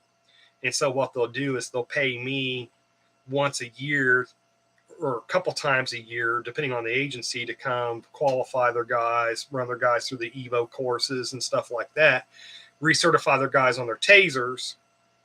And when you got a, 10 or 12 agencies that pay you to come every so often, once you add that up, then pretty regularly I'm going to different agencies. So between my full-time job, my family, doing the training for these smaller agencies, taking care of my bug out property, I'm busy. I'm having a hard time doing a video a week lately. I'm lucky to get a video a month lately on YouTube, let alone to make it something like Rumble or BitChute pay off for me. If I had more time, I would do more videos exclusive to those and just try to leave YouTube behind. And this is probably going to get this demonetized here. I was very disappointed in YouTube where if you said, look, hey, I believe that natural immunity is better than the vaccine, your video was demonetized and throttled, and you were probably given community strikes. I mean, they really would go after your channel, and I don't agree with that. And then I don't think you can even have 30-round magazines on your fire. If you show disassembling of a firearm, it's going to demonetize. There's YouTube is, I'm not happy with YouTube at all.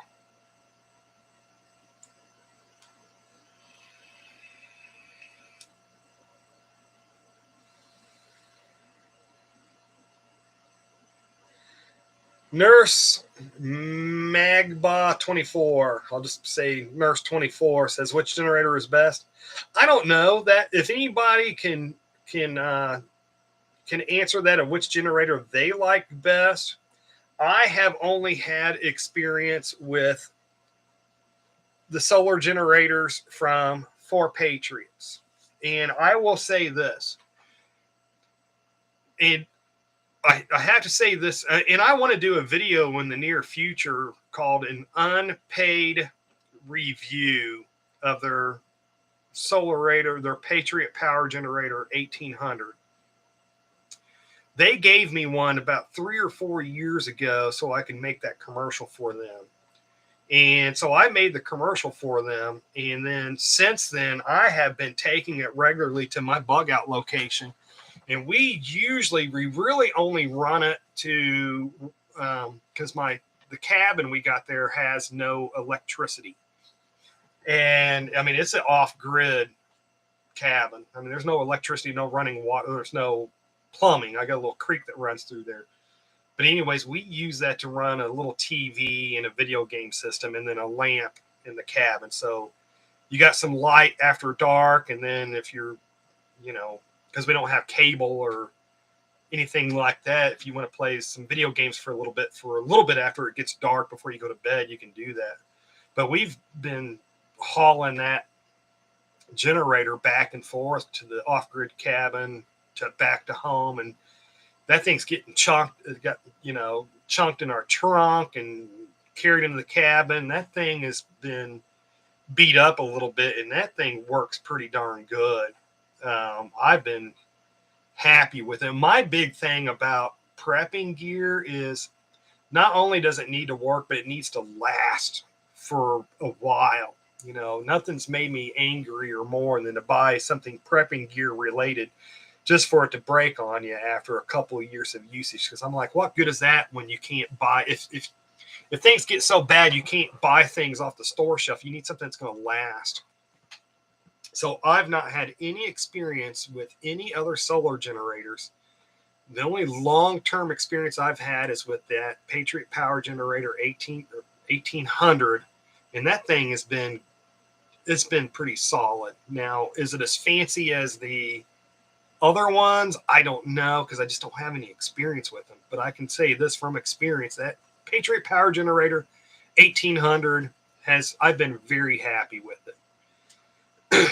Now, after having said that, if I went out and bought another one 3 years ago and had them side by side, I might say, well, this number 2 is, you can do this with it and you can do this with it, whereas you can't do it. So I don't have that experience to say that. I can only say I've had the one for several years. It's been transported, tossed in the trunk, yanked out, thrown in the cabin, and it just keeps working.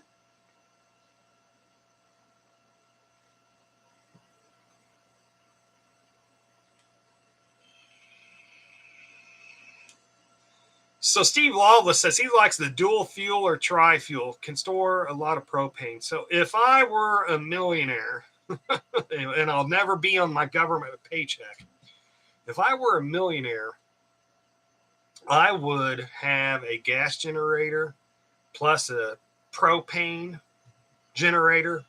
Plus I would have 2 or 3 of those big, huge propane tanks filled with propane. Plus I would have a couple of solar generators, because I do like the fact that solar generators use the sun. But the fact is unless you live in a sunny area where it's sunny almost all year round, like in the wintertime here, it would be hard. It wouldn't be impossible, but it would be hard to keep everything going with a solar generator because we have so many cloudy days during the wintertime. And that's where your gas generator, and I'm not real knowledgeable on generators, but my understanding, you can a lot of times run your whole house on the gas generator, but they make a lot of noise, and of course they run out of gas pretty quickly. Your propane, I think, lasts longer. So in a perfect world, I would probably use my propane on the cloudy days and then use the solar generator on the sunny days. So because you got the free power of the sun, and then that on the sunny days you would reserve or save your propane. Hopefully everybody understands what I'm saying. So Black Riflemen's Organization says we use a Blue Eddy AC200 and a 2,000 watt Predator. Going to try them this summer at our off-grid property. They have worked well around the house. So I've heard of the Blue Eddy. I don't know anything about the 2,000 watt Predator.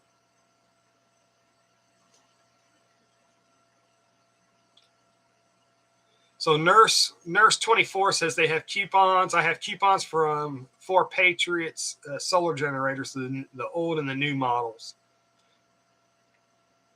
So I've been happy with the 1800 that I got from them. I also recently got and I don't think they've released it yet.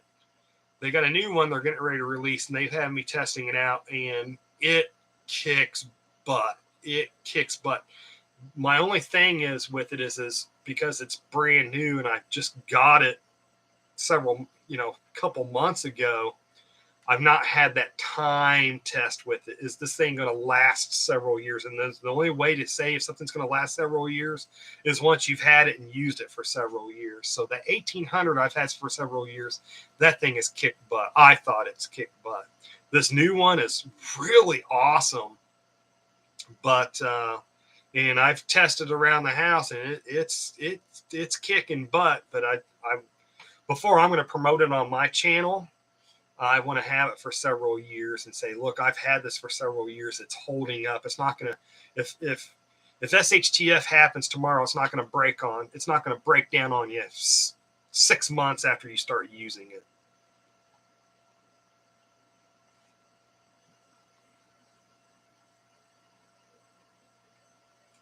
So Stephen Mitchell says he's got 70 acres, which is good amount of land with upgrade shooting range north of Atlanta, Georgia. He goes, he teaches firearms training. Everything's free, reloading too, but almost zero interest. Huh. Nobody's taking much interest. Either maybe you're not putting the word out to the right people. Could be.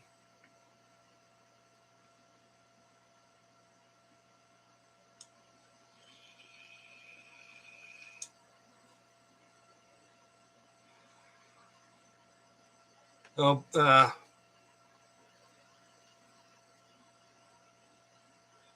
Black Rifles Organization says Predator is a Harbor Freight gas generator, a Honda clone. Okay. So I've heard Harbor Freight can have some bad stuff. I heard they had some good stuff. I don't know enough about them.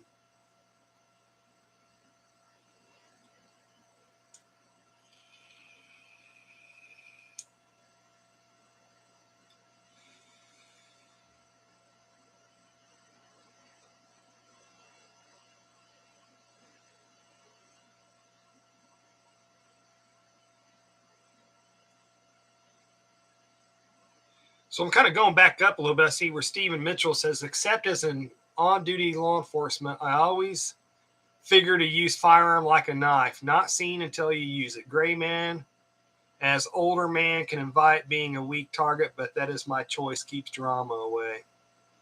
I'm same way. When I'm off duty, my firearm is always concealed. There's pros and cons to both open and open carry and concealed carry. For me, I prefer concealed carry just because, if I'm out in a store or something like that especially with my family, I want that. I don't want to be drawing bad guys shooting at me when my family's nearby, so I want my gun to come out at the last moment.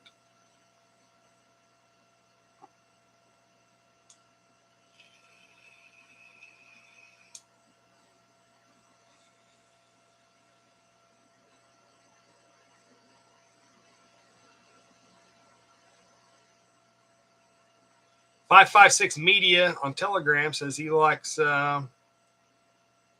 he says my favorite, I'm sorry, YouTube channel is Reed Hendricks, Valor Ridge. I do like Reed Hendricks. I got nothing against him.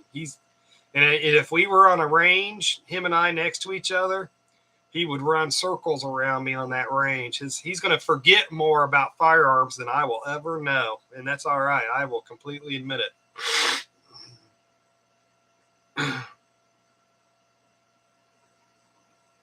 So, folks, I'm going to wrap it up here in just a couple minutes. If anybody needs to exchange emails, addresses, or anything like that, go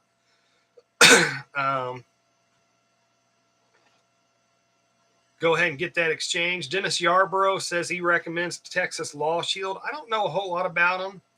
I promote firearms legal protection. But my thing is that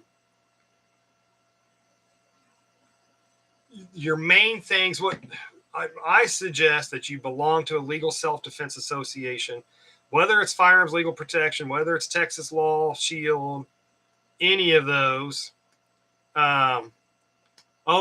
Nancy MR is on here, so I'm going to stay on here for a couple more minutes just to say hi. Anyways, I think NMR is Nancy MR. What you want to look for, whether it's Texas Law Shield or Firearms Legal Protection or USCCA, what you want to make sure of is that if you get involved in a shooting, that you can call them, that they have a 24-hour hotline that they will start sending an attorney your way at no extra cost to you.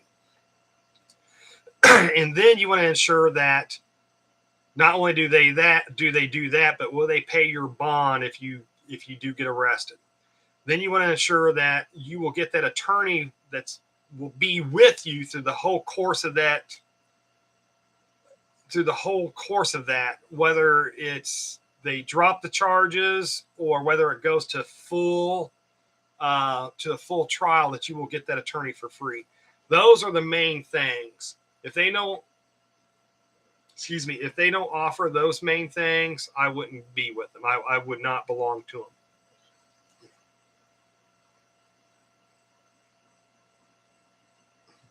So Nancy, how are you today? I don't think I've seen or talked to you, but my posting of videos have been so infrequent lately just because I've been so busy. Nancy, the work, the family, taking care of the bug out location, everything else in life has been keeping me pretty darn busy in a good way. I'm very happy with my life. I'm really loving life right now.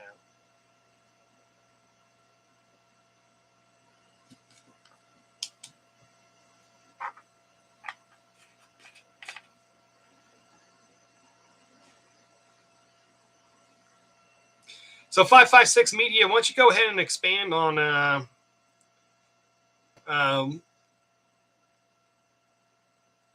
the USCCA? I'm just interested, and other people might learn here too.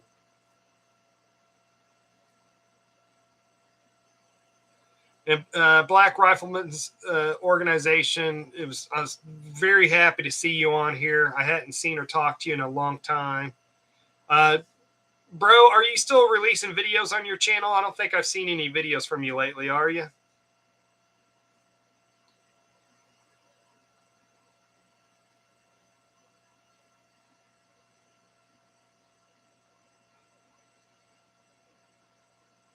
Oh, Nancy, I do remember you saying now that you did move. Okay. Cool. So Black Rifleman's organization, I don't know if he's still doing videos or not. He used to. Wait a second. So he just responded saying he's not done videos lately, but he will soon. I like his channel. He's a good guy, very friendly, as you guys have seen here in the chat. Go check his channel out. Just type in Black Rifleman's organization. And if anybody else here has channels too, if you've got a channel, say that you've got a channel in the comment section that anybody can go check out.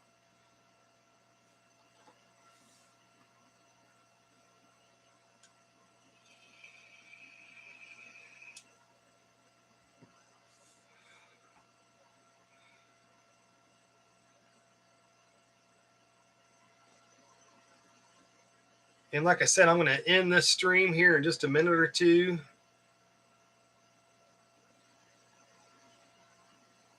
So you guys have been a good group of people, not boring.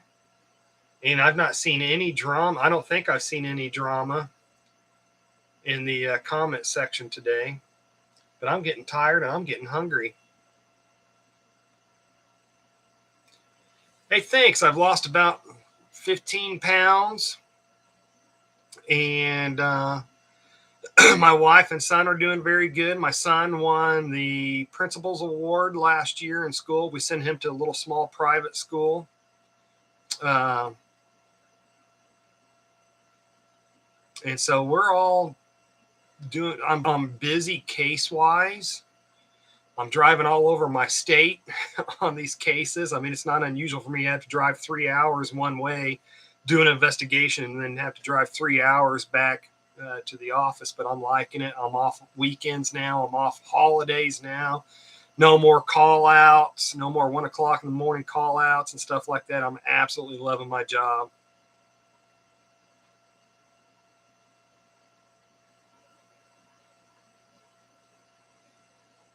Hey, you know what, JetMech? It might be blocking. If you try to type in an email, it might be blocking it. Try typing out your email where you put a space, or instead of the @ sign,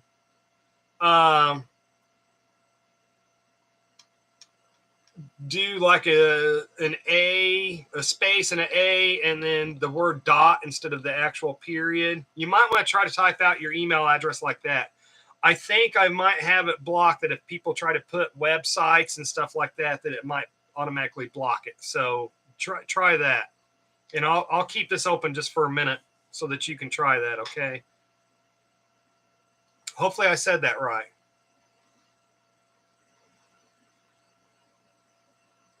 And bro, I will be safe. Thank you. It's good talking to you, buddy. You have a good night.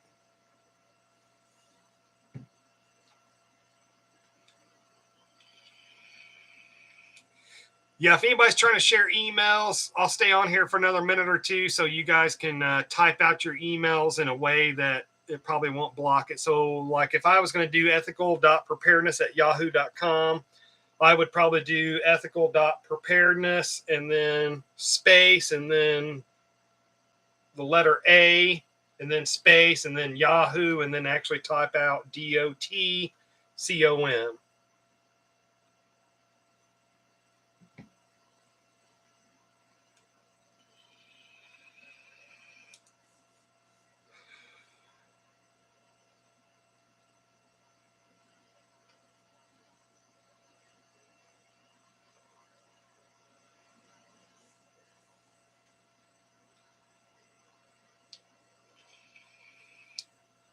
Huh. Steve Law, let's try this. Just the first part. Just like so if I was ethical.preparedness@yahoo.com, just try, I would type out on the first one ethical.preparedness and then send that as the comment. Now do the just the @ sign, and that's it. And then Yahoo.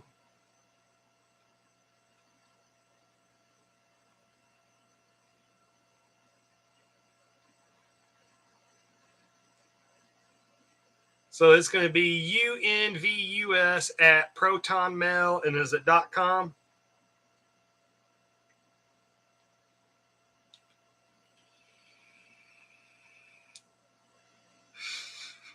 We got it figured out. We put our heads together, we can figure this out.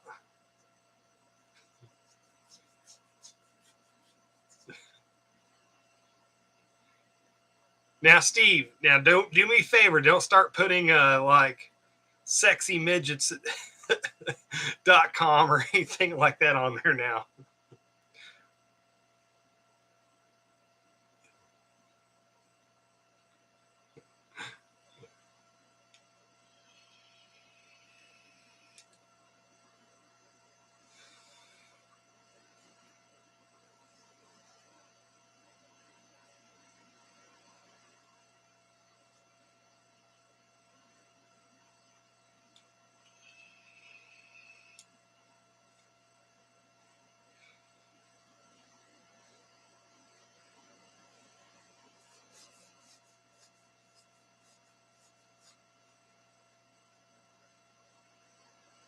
If anybody else needs to trade emails, go ahead and go for it now. I'll stay on here for a couple more minutes.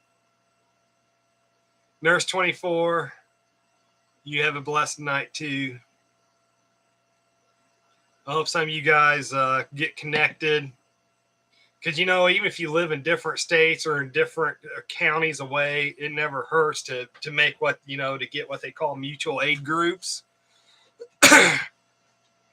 Because, you know, if you got to evacuate your area, it's always a good place. I mean, it's always a good thing to have mutual aid groups expanded out, that you never know. You know what I mean? You just never know.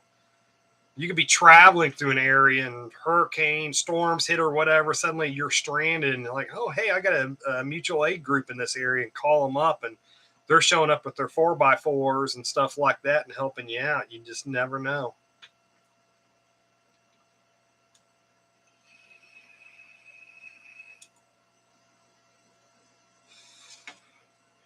All right, has everybody got their email addresses exchanged and stuff like that? If so, I'm going to end this live stream. We've been going on for almost 3.5 hours now. All right. Hey, everybody have a good night, and I'll see you on the next one.